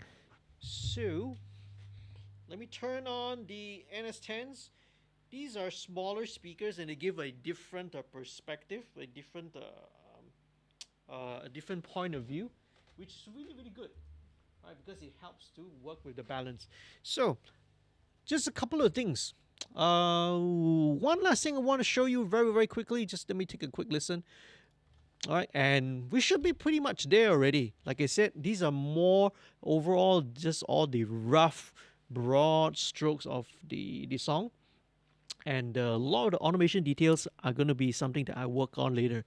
So it's good, kind of around this time, running into like 2-3 hours time. Usually it's a good time to take an ear break. So very typically, I will either take a break if I'm mixing, go off, relax, or do something else first, to give the ears a little bit of rest. Or sometimes, right, if it's late, like at this time, I'll probably come back again fresh next day to sort of rework and tweak this. I would say this is around 70 to 80% of the way. And as I mentioned, all the automation needs to be done. One last thing, maybe just to quickly sort of show you one little tiny automation trick. And that is just to simply bring the master fader up and down. So I'm gonna show it to you, but before that, let me just drop a few other things. Okay, let me just drop this little. Well, it's not really little. This compressor here, which I really love on the master bus. I've used it quite a bit nowadays. This is the SPL iron. It's set to MS mode, right? So that means mid side, and I'm going to disable the parameter link. Okay, they turn off some of the gain compensation settings. Turn this down and put it engaged to tape roll off, so it has a nice little roll off. Okay, and one more. It's a lesson, something. It's a trick which I learned from another mastering engineer. Just to drop in an API 560, okay? Just to drop it in there. So, this automation trick, okay? So, every time when the chorus kicks in, I'm going to just automate and ramp up the volume of the master fader by 1 dB. So, let's show you how. So, let's arm the automation. So, this is going to be coming into the chorus, okay? Coming into the chorus. So, here we go. 1, 2, 3, 4. So yeah, so it's a 2-bar ramp. Yeah, so starting from so 1. Yeah, so starting from there, let's adjust this, fine tune this. So this ramps up all the way 2 bars into here.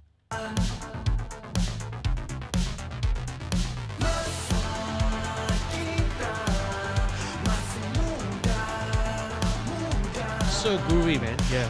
So I'm also listening to these now on the NS10s a lot lower and a much softer level. So it gives me a entirely different perspective. Okay, I really like the cymbals now. It's a little bit more explosive. Before that, it just sounded like splashing water. It just sounded splashy without any. Yeah. Okay, so it's a little bit more.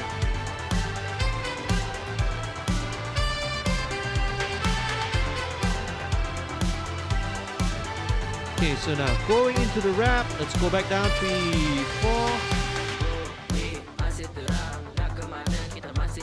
4. Okay, very cool. So this one will be a much 3, 4 down. Okay, so this one will be a shorter ramp back down.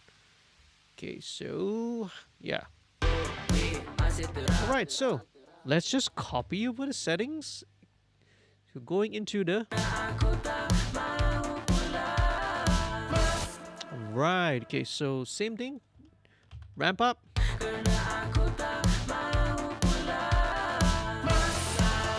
Okay, this is kind of interesting.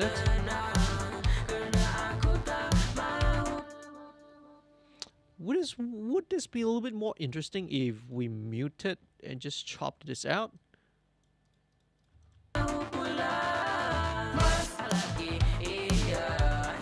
Anyway, creative decisions.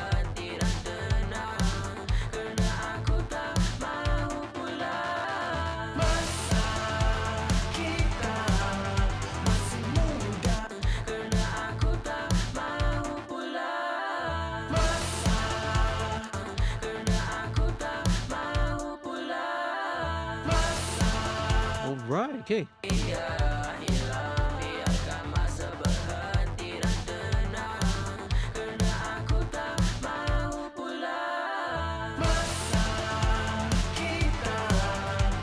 Let's reverse this guy.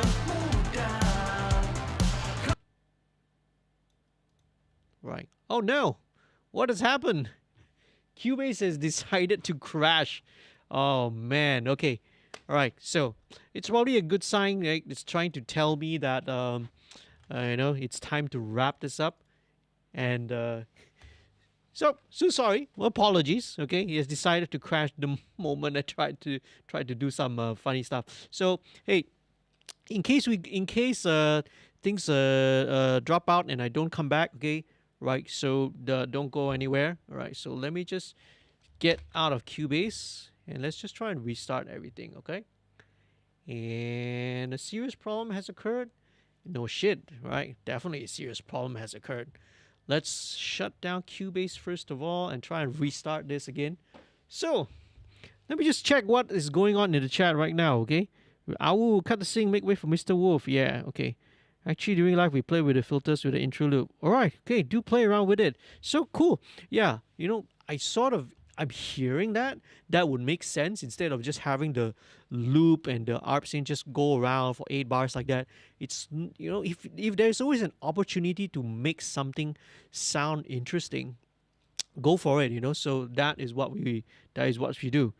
And I don't know, man, it must be a lot of these bots. Look in the chat. You see all these Russian bots are all in the chat there.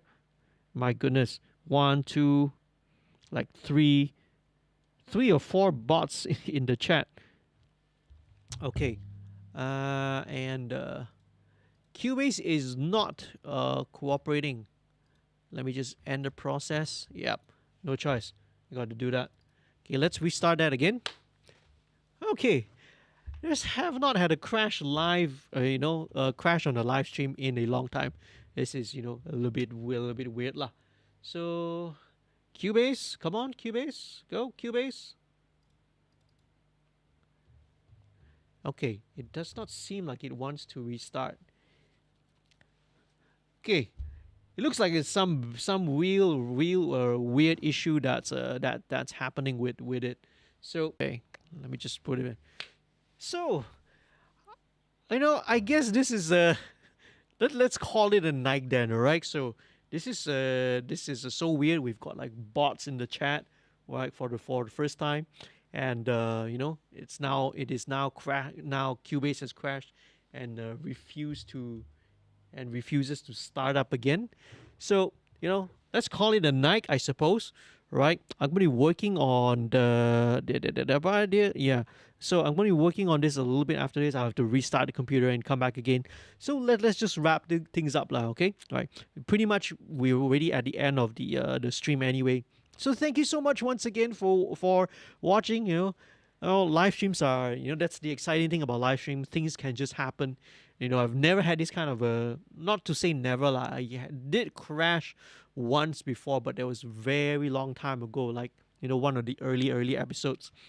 So, but this is the first time in a long time that any project has kind of crashed in the middle of, could be all the effects and all the stuff, or could be all these Russian bots as well who are in there. So, all right, let's wrap this up. So check out, all right, Late Night Frequency. Oh, Cubase has started. Oh, hello, welcome back, Cubase. Cubase has started again. So check out Late Night Frequency, right? Their first single is out. These guys did an amazing job. They are a fantastic band to watch live. Really fascinating, to be able to check them out live.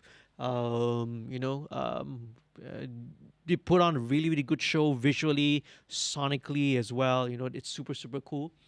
Let's see, and even YouTube is giving some issues here, giving issues. YouTube is not receiving enough video to maintain smooth streaming as such.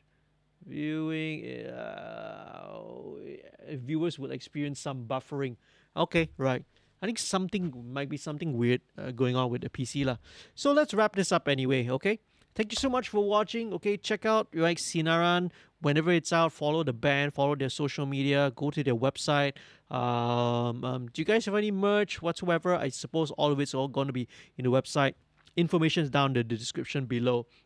Okay, please do leave a like, all right? Do share this with your friends and the band. If you want to share it with your fan base as well, this will be super super cool. What else, right? Remember, do consider to become a patron as well, right? If you want to head on down, sign up to become a patron. Do subscribe if you're not yet a subscriber. Really really appreciate you guys right out there. So stay safe, stay happy, stay healthy. Happy recording and mixing, folks. Good night, take care.